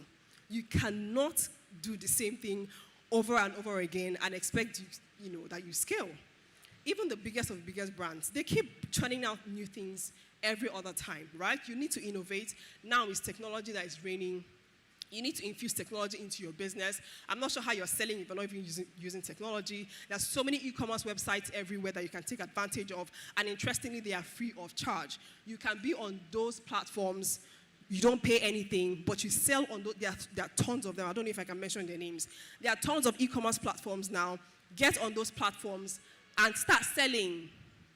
You don't need to pay. So I don't know. When people say, how do I sell? I'm just wondering, are you sure you're in this world? A lot of things have become so easy now, and you don't need to pay for a lot of things now. So just get on those platforms, put your products, and start selling. So what you can Google is e-commerce platforms in Nigeria, for instance. You will see a lot of them. Put your product on a lot of them, and you start selling. A lot of people here have done this, and they've been selling. I'm not even talking about Amazon. I'm not sure if we are allowed to be on Amazon. But there are so many local e-commerce platforms that you can take advantage of. Be on those platforms and start to grow your brand. And guess what? Those platforms even help you to market your products because most of them have high rating, SEO ratings, right? So once I type white shirt in Lagos, those platforms will come up and then I see your brand there. If I want 1 million white shirts, I already have a contact. So why are you not there? Right? So innovate, use technology, attend shows. You don't necessarily have to, be on fashion shows to make sales. But if you can, it helps to build a brand. But it's not something that you have to do. All right, so attend shows maybe to network with your industry people, understand what's happening in the industry, because if you need to sell or if you need to grow and build authority, you need to understand how the industry works and what other people are doing. So network, innovate, use technology, and continue to innovate. So brand awareness. This is also very key because a lot of people are skilled, they're the best in shoemaking, they're the best designers, they're the best in everything. But nobody knows. I don't even know you have the best chin-chin or the chin-chin that can cure HIV. I don't know. You just have chin-chin in your kitchen. I don't know you have chin-chin. How am I supposed to know that if I eat this chin-chin now, I'll become 6 feet? I don't know if you're not telling me. So how do you talk to people about your products? So people say, I don't like bragging. I don't like bragging. I'm just good products. People will find good products, People will find good products. Okay, I'm good. People will find me. I'm sorry. Nobody is finding you. You need to talk about your products. You need to project the value that you have as much. I want to say as much as possible. You need to project the value that you have as much as possible. Shout on the top of the mountains that you have the best chin-chin. How would UN fund you when they don't even know you have chin-chin that can cure AIDS? How would they know? They have money. They're looking for people to give money, but they don't know you. That's the problem. You need to be on top of the mountain. How do you need to be on top of the mountain? Be on social media platforms, of course. Be on what do you call them? E-commerce platforms, attend events, talk about your business, talk about the things you do. You're not being proud or you're not being too much in my face. Some people say, oh, yeah, your own is too much. Your own is too much. What is even your own? Calm down. Are you the only designer in Lagos? Or are you the only 20 entrepreneur? Well, I'm sorry. That's the way I attract these brands to collaborate with me. So you need to talk about what you do. You need to talk about how incredibly talented you are. You need to talk about how valuable your product is. Now, if I'm not telling you that, I have a new project in sustainable fashion, and we use water hyacinth to make, female apparel. How will you know that what I'm wearing is made from water hyacinth? How will you know that I've empowered 300 women in Badagry? How will you know how will you know I need help? I need to empower more 1,000 women. How will you know if I don't tell you that I've empowered 300 already? We are doing amazing work. We've done over 2 hectares of water hyacinths. How will you know that we need to do more? So you see, sometimes you say, oh, we're not growing. Nobody knows us. Nobody's seeing what we're doing. But you're not talking. You're not joining the communities that will project you. Right? So join communities. Okay, I think that's the next thing. Join communities that will project what you're doing, that you can ask questions, you can network, you can get mentorship beyond just being skilled. Now, we'll do one quick exercise in 2 minutes. Right? So what's the toughest challenge you have with building your creative business? Some people say, I don't have money. I need $1 million to invest in my business. That's the only way I can scale right now. If nobody's giving me money, I can't scale. The government is not doing anything. They've abandoned us. This government, they don't even have eyes. They can't see what we are doing. Right? We need money. Some people say, I'm not selling. It's marketing that is my problem. I don't know how to market. Some people say, I don't have time. All these things they are saying is, I need time to do all these things. How will I craft a proposal to, this bank that will give me funding, or that will partner with me to renovate this place, or that will buy 1,000 face caps? How will I write? I don't have time for all this grammar. I don't even have time to network and talk to people and travel when I'm busy making shoes. Look at my hands now. I've been making shoes all morning. There's no time, right? What exactly is your toughest challenge with scaling from where you are? Can I have 2 volunteers? Mike, please.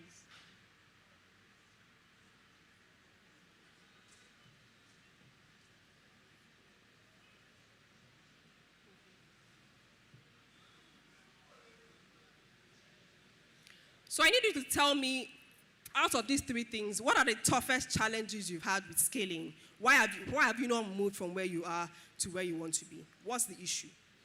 2 people. Yes. You can go ahead before the mic comes. Just project your voice. Funding. Okay. Sure. Funding. Who else? One more person. What's your issue? Uh-oh. Wow. Okay, just tell me from where you are. Time, you don't have time. You are sewing. You don't have time to do another thing. Oh yeah, who? Funding. Okay. Marketing.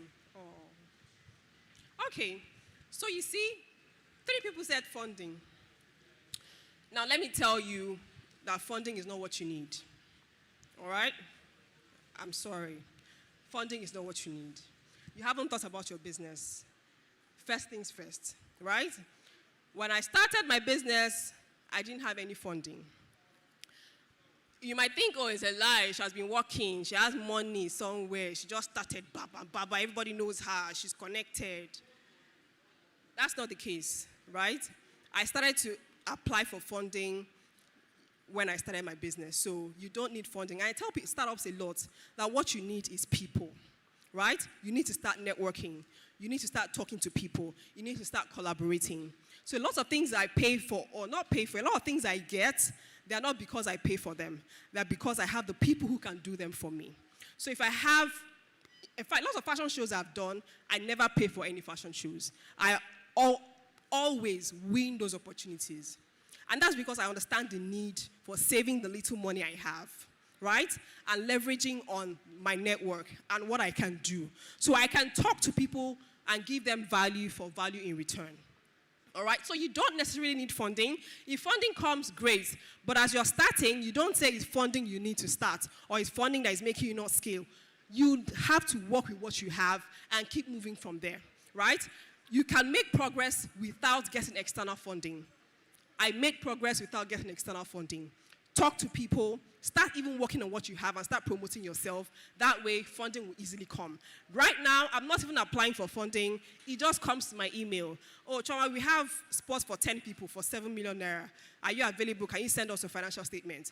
Those are the kind of emails I get now.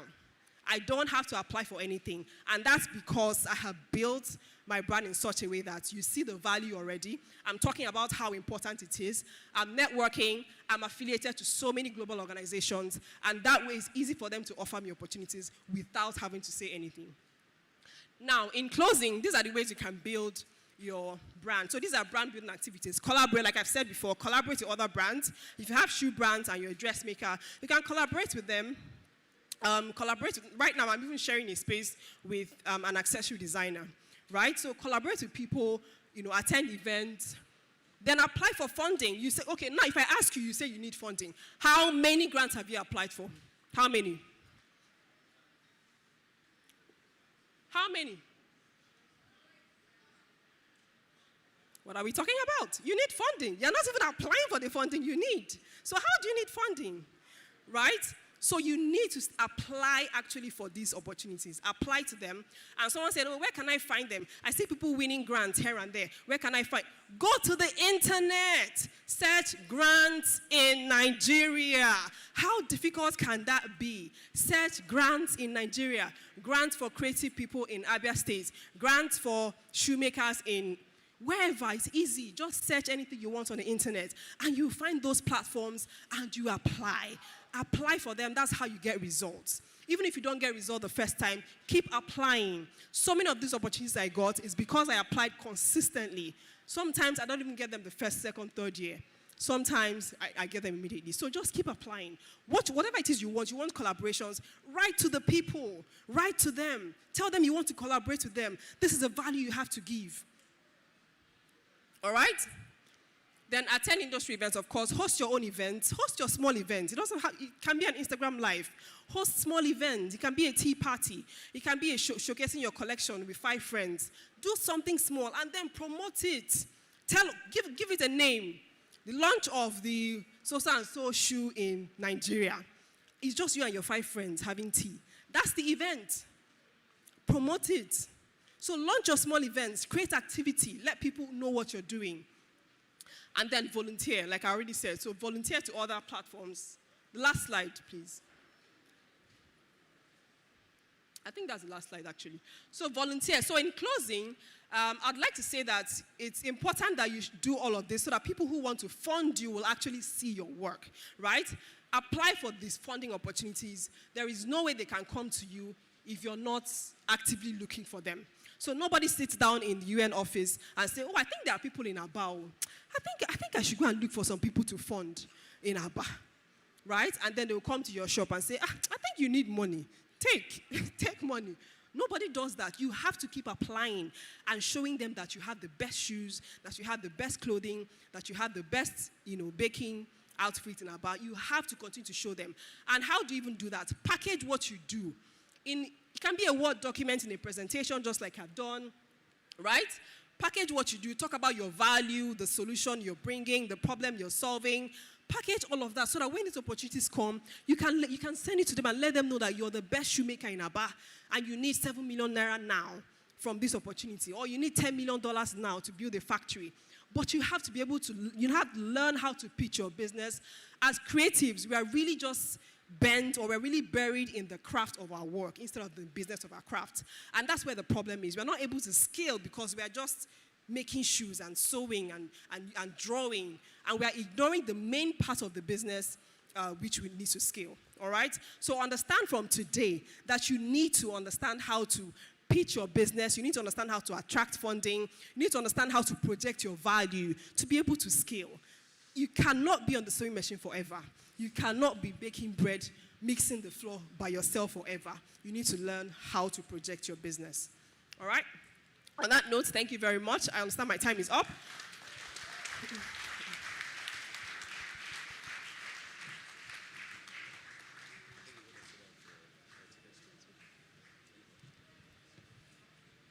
Please, if you don't mind, clap one more time. Right, you've shared a whole lot. No, to be frank with you, you've shared a whole lot. Now, you tried ending this with grants, and I believe lots of people here would love to apply for grants, but the challenge be that they don't know how to apply for grants, and for some, they feel like, okay, fine, even if I apply for grants, and I'm given an opportunity to pitch my brand, I don't know how. Would you mind giving us a guideline to elevation pitch? She's the pitch queen. Okay, so this is very, I won't say it's very easy, it's tough. Let me not even lie. So because it comes easy to me doesn't mean it comes easy for everyone else, right? But you need to practice. Now, your elevator pitch is is the summary, is a brief, concise summary of your value. So not that I'm not even saying your business, because your business contains a lot of other things that you don't want to talk about to other people. The value you want the person to, a concise way, that's your elevator pitch. So your elevator pitch is, my name is Rosaline. I am the founder of Cosmos Bakery. What we make is elevator pitch, right? And the reason I'm using this example is because it's something, so you see, you're all murmuring because it feels like bread, HIV, how can bread cure HIV? That's exactly the point I'm trying to make. You need to say something fascinating about your business, right? You need to say something, you cannot tell me you're baking bread. 1 billion and 1 people bake bread, so why am I listening to you, right? There has to be something else, and that thing has to be in your elevator pitch, all right? So you don't, have it at the back of your mind that there are so many other people who are looking for the opportunities. Same people, everybody's applying for the same grants. Imagine that we are 5,000 people here, we're applying for this $10 million here, and everybody's saying, I have the best bakery. This one is, I have the best fashion outfit. This one is, I make the best shoes. It's the same thing I'm hearing, right? And then someone says, I have bread that can cure HIV. Who do you think I'm going to give all that money? The person that can cure HIV. Because it's something fast. I'm just looking at, wow, really? I've never heard this before. How do you cure HIV? That's exactly what the elevator pitch does. It helps you to, it creates an emotional connection between you and whoever you're talking to. So ensure that as you're creating, and that's why I talk about the brand story, it helps you to build a good elevator pitch. So your elevator pitch should not sound ordinary, like what the next person will say. There has to be something else. All right?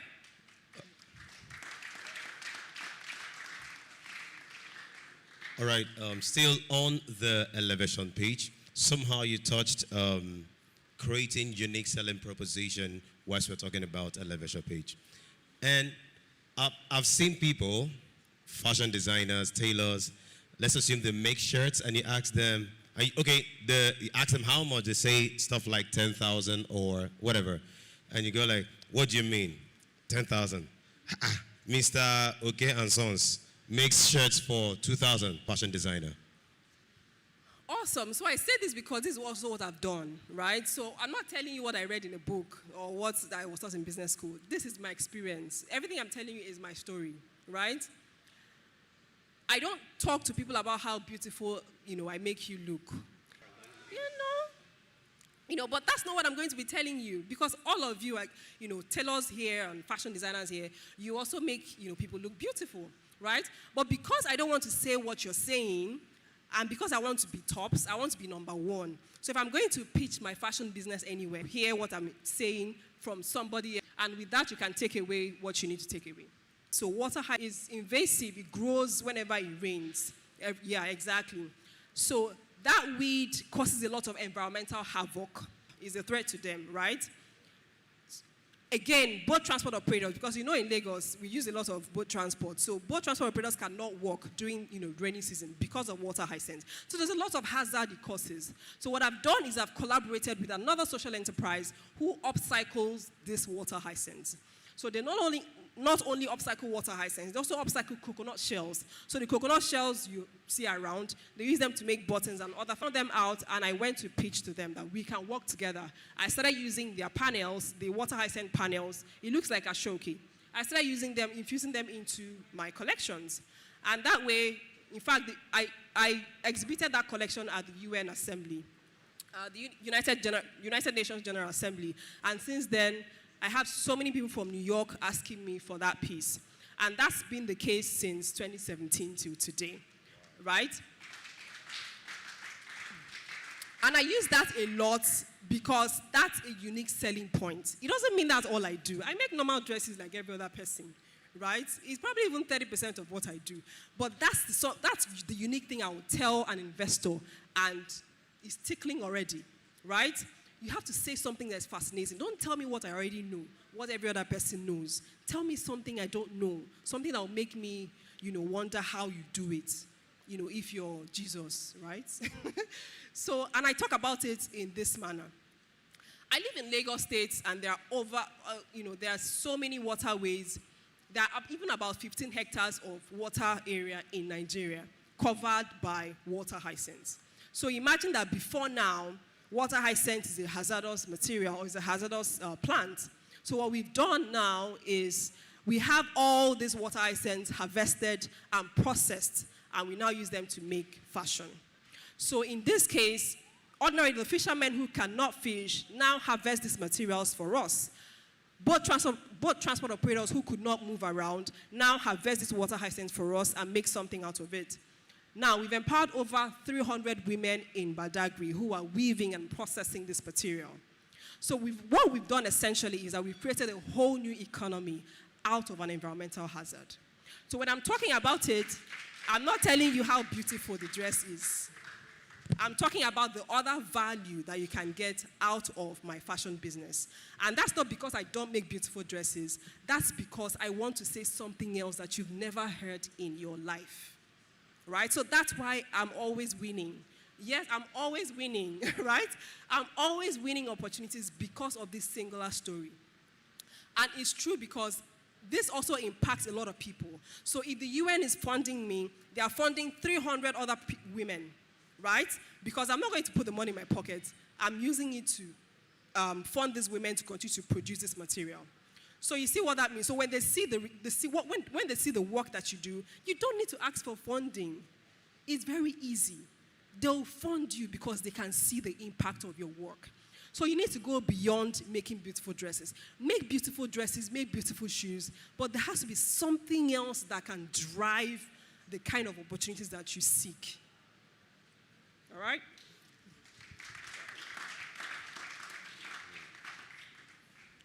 All right, I believe no matter how beautiful your outfit is, your brand is. When it comes to seeking for funding, if your books are not intact or not in order, you may not get the funding, right?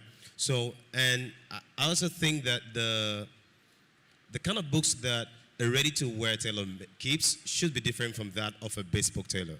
Or is it going to be the same? Okay, fine. No.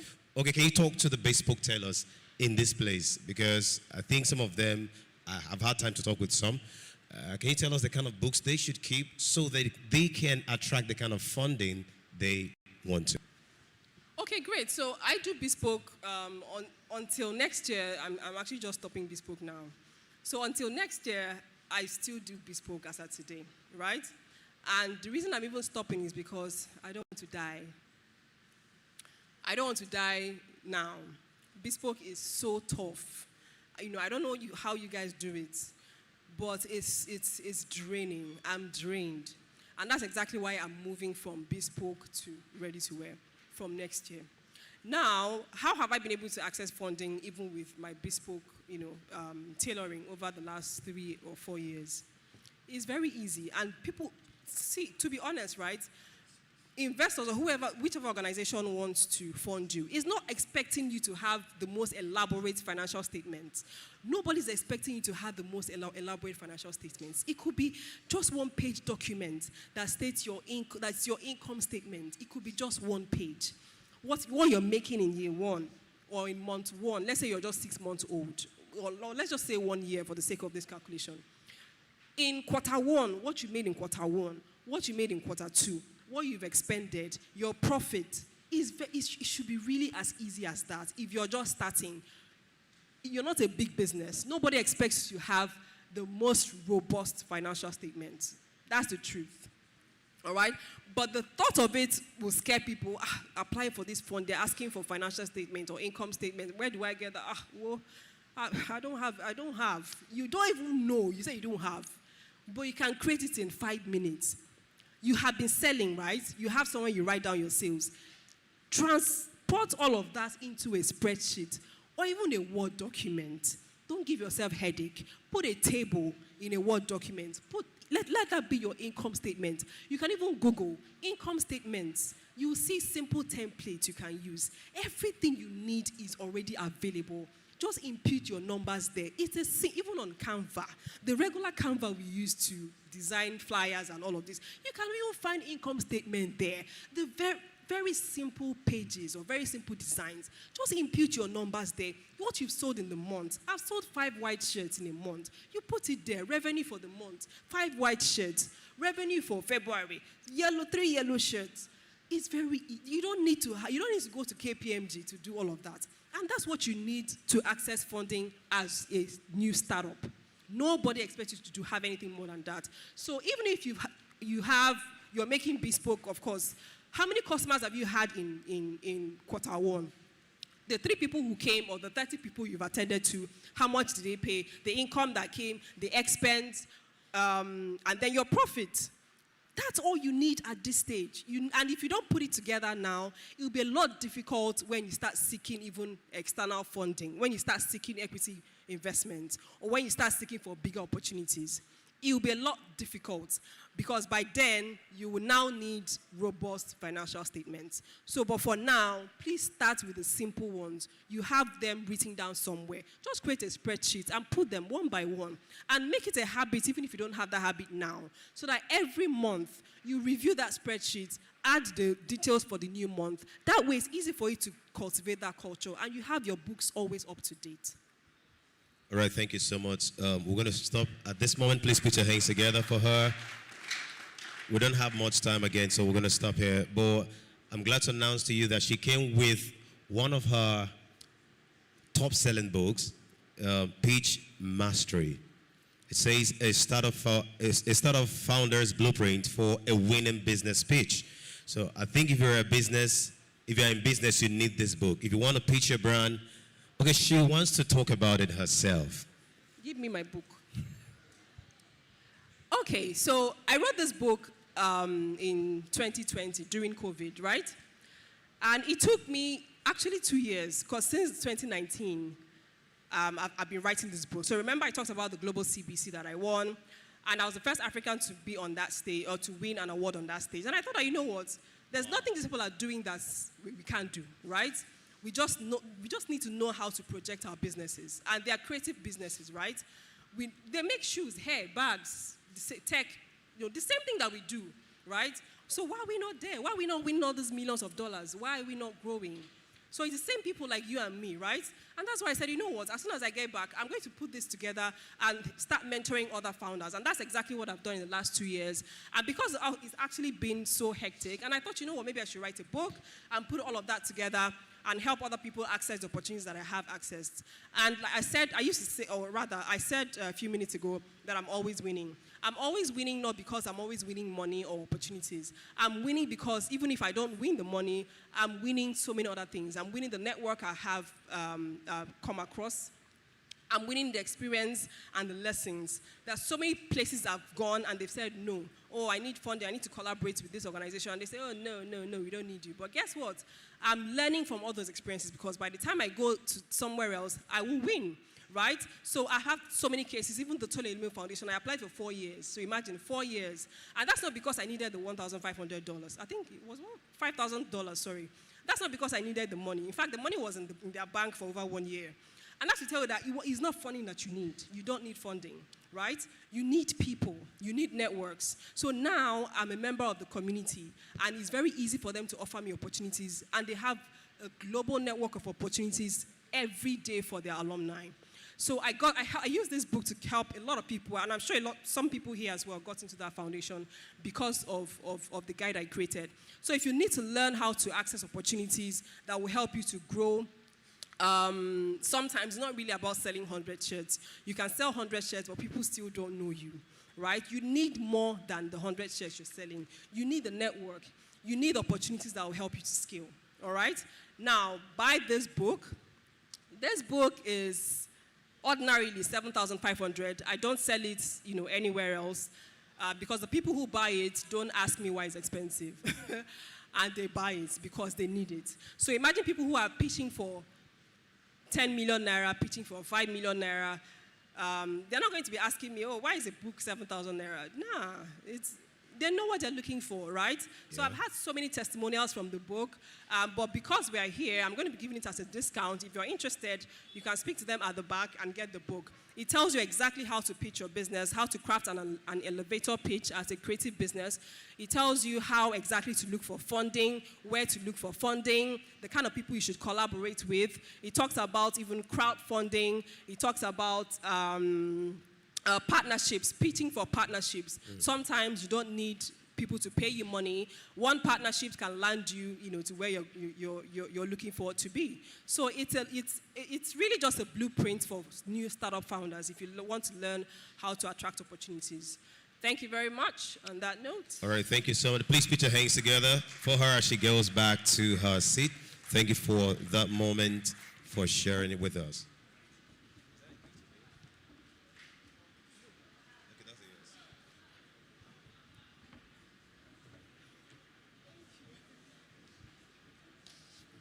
Please put your hands together for Omar Obudimba. All right, moving forward, ladies and gentlemen, we're going to have a little side attraction, and after that, I'm going to welcome back to the stage the Made in Aba Fashion Week ambassador. But before that, ladies and gentlemen, for an Afro soul music, help me receive Toyin Obi. Please put your hands together.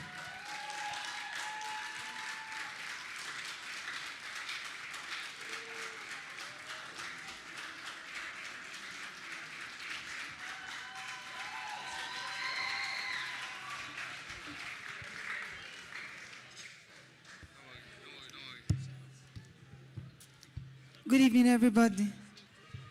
How are you guys doing? Thank you so. Okay, I hope you guys are having fun. I hope you're having fun. Okay, so my name is Toyin Obi. I'm an artist. I'm here to entertain you guys. I want to say a very big thank you to the organizer of this event for the privilege to be here. Are you guys ready for me? Are you ready for me?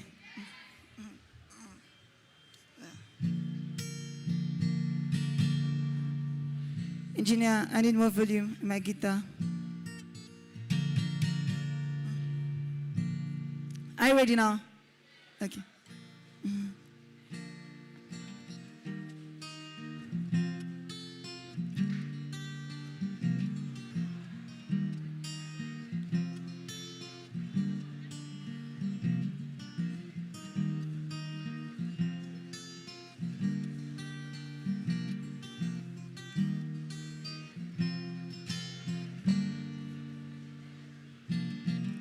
My baby mama one time. Girl, now you they make my temperature they rise. If you leave me, I could die. I swear, you are like the oxygen I need to survive. I'll be honest, your loving the totally me. I am so obsessed.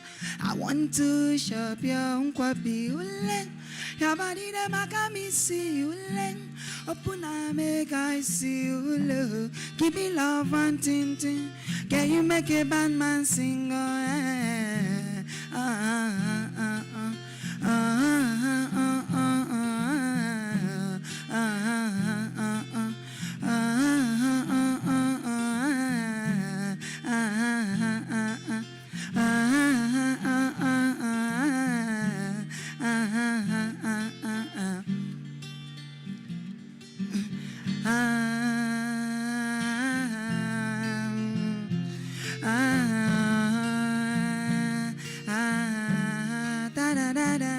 See your face just for me.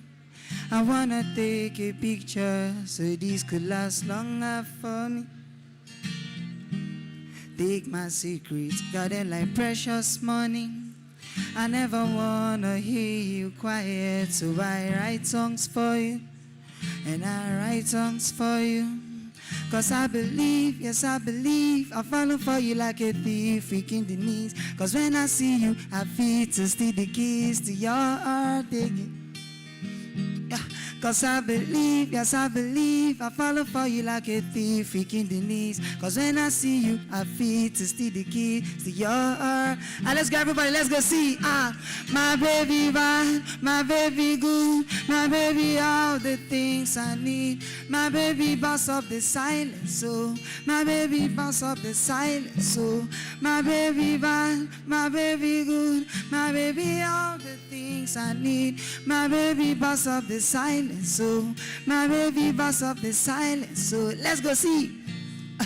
I'm again up so yeah you won't capture my soul. I'm again up so make one lumbo Peru pa Peru pa I'm loose. Even Peru done the para. See, tonight in Josie, I'm in Josie. Moncon if you want Josie. I'm not playing with you, I'm not joking. My third album is loading. Me yoking fagbo, but I'm on molly. I'm on duty, but I'm on low-key. They want do me, they want do me. They want do me, God, they want do me. When they want me, when they want me. I'm in San Francisco jamming. When they want me, when they want me. I just flew in from my... Let's go see. Peru, para. Peru, para. I'm loose. Even Peru don't... Listen up, see. Anybody will want fortune, let them come, they already know. I'll be right beside you, like the wall of Jericho. They don't know, they don't know, they don't know what's going on. Monagiso, Monagiso, Monagiso, my baby boo.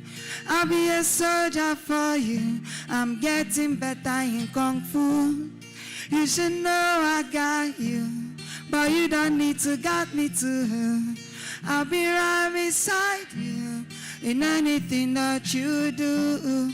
If you ever need saving, I'll be running to, running to you. See, I'll be running to you, running to you, yeah. Anywhere that you go to, running to you. See, I'll be running to you, running to you, yeah. Anywhere that you go. See, let's go. African girl, you come and up in my bima. You know me, I really wanna take it for dinner. You know me, I get the money passing up Peter. For my area, they call me Godzilla. For the boys, they with the young pata. If you catch them, make sure say you beat them. If another nigga won't carry my senorita, I go chop and like Sena Sebo Vita.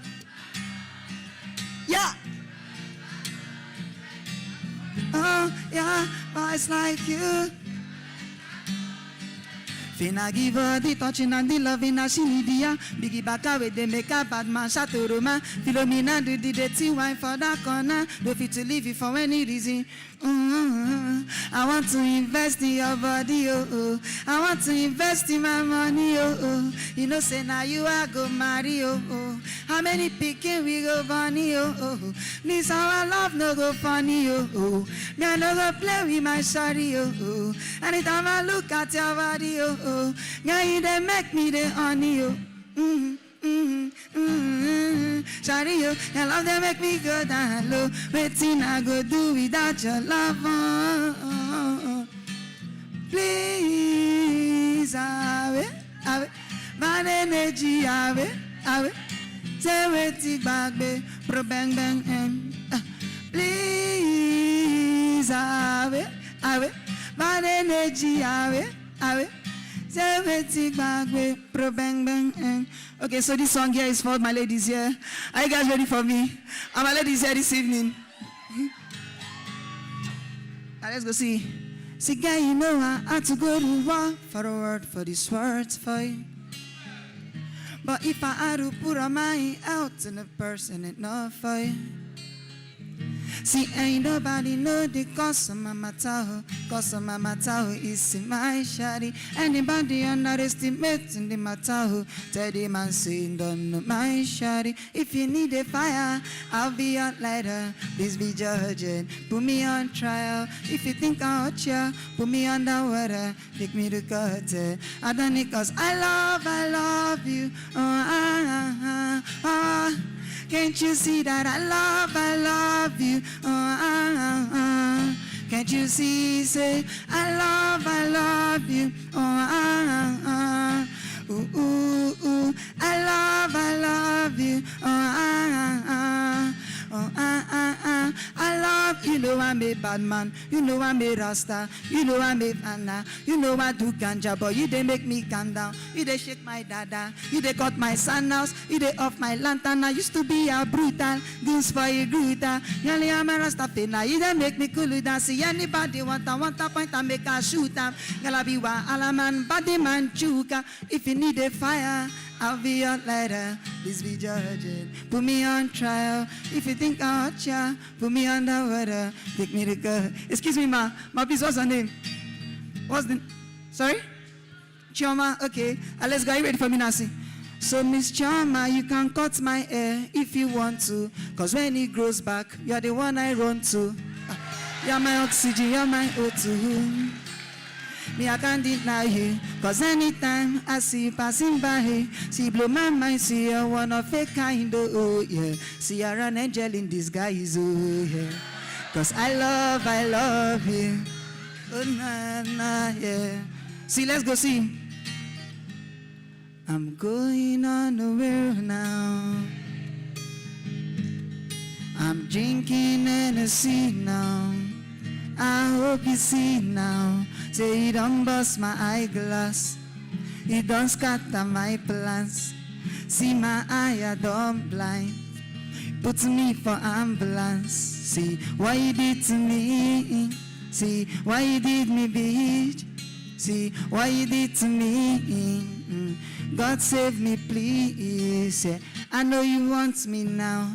I know you want me now. I know you hurt me now. Followed you up and down. Followed you up and down. Followed you up and now I done lost my mind. Now I done lost my mind. Now I done lost my. Now I know you lie. Now I know you lie.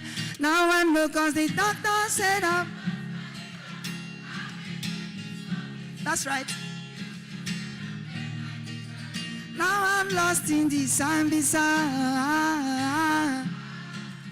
Everything I do, everything where you talk, I do, Everything where you like, I do, you know. Thank you very much, guys. Thank you so much. Chill, just one more thing, just one more song, just one more song. Sandy Junior, just one more song, just one more song, just one more song.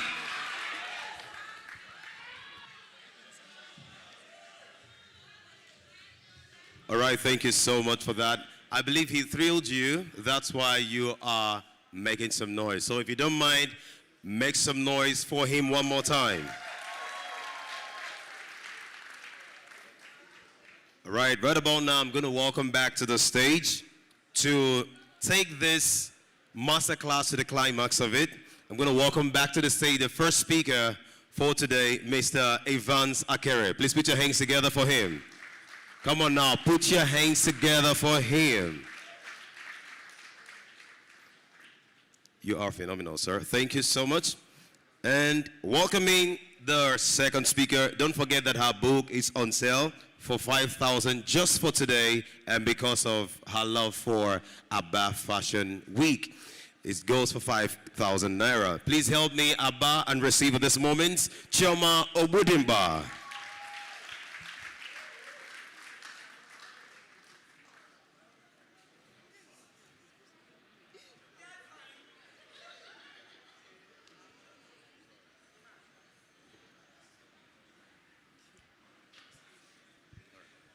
All right about now, we're going to welcome one of the speakers last year. Last year, he poured out his heart. He showed us that he's confirmed Nwaba. It's Abba to the world. He has never rejected nor abandoned Abba. Please put your hands together, Abba Fashion Week, and help me welcome at this time no other than the ambassador of Abba Fashion Week, Noble Igwe.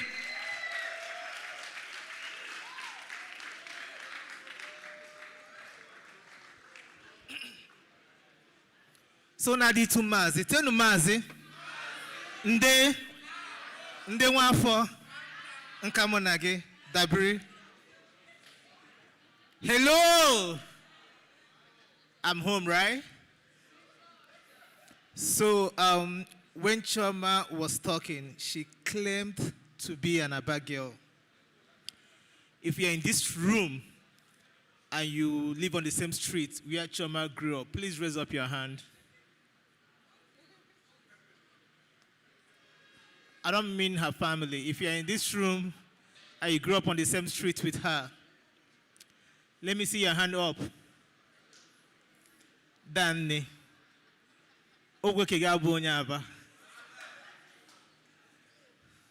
So I'm going to give you the opportunity to redeem your ID card as an Aba girl. You're going to take the microphone and you're going to speak to us as a Nwaba.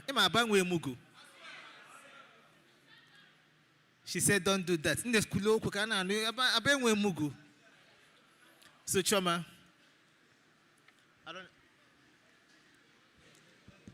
hello.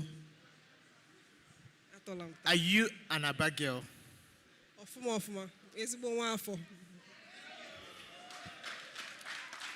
Kedebi toro na Aba. No menazu. Omenazu go ko off omenazu. Omenazu gone. Kedi primary school le gara na Aba. I'm living the prestigious Living Word Academy. It's not like I want to badmouth you, but Living Word School undon horror. That is not an Aba school. Igarokigoro Primary School. Igara Railway Hot. Igara Iziama. Okay, well, let's even get secondary school Igara Naba. Okay, ladies and gentlemen, let's say a round welcome to one of our own, Choma. Please clap for her.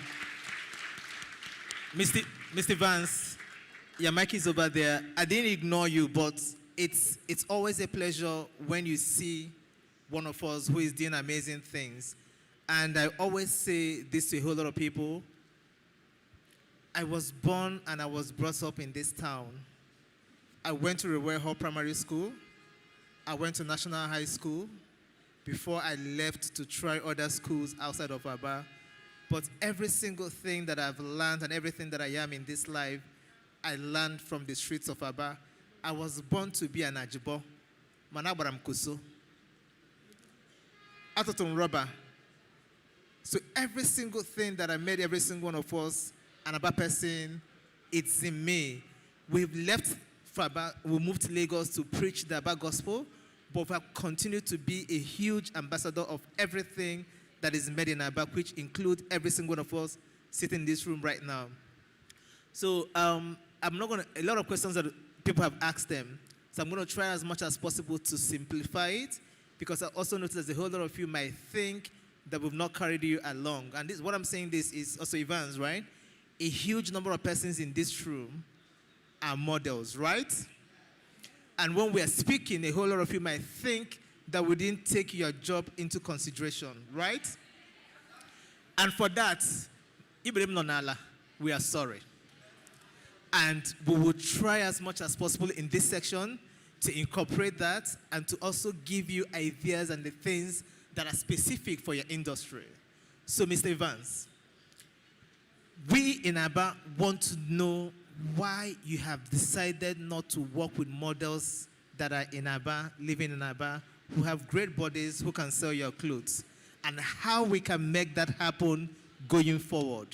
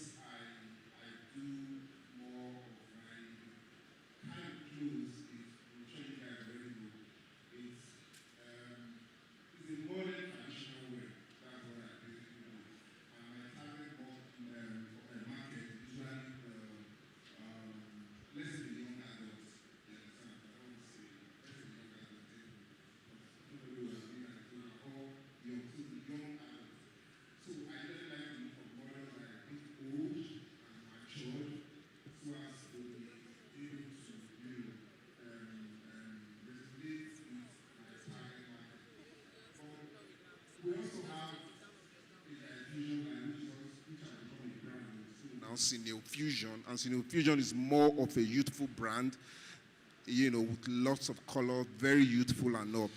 And most times when we are sourcing for models, we work with modeling agencies. We just tell them specifications, okay, this is what we want, this is the kind of look that we need, and they bring lots of models for us to choose from. And maybe it's because, I don't know, I have not actually Googled to know if there are modeling agency in Aba.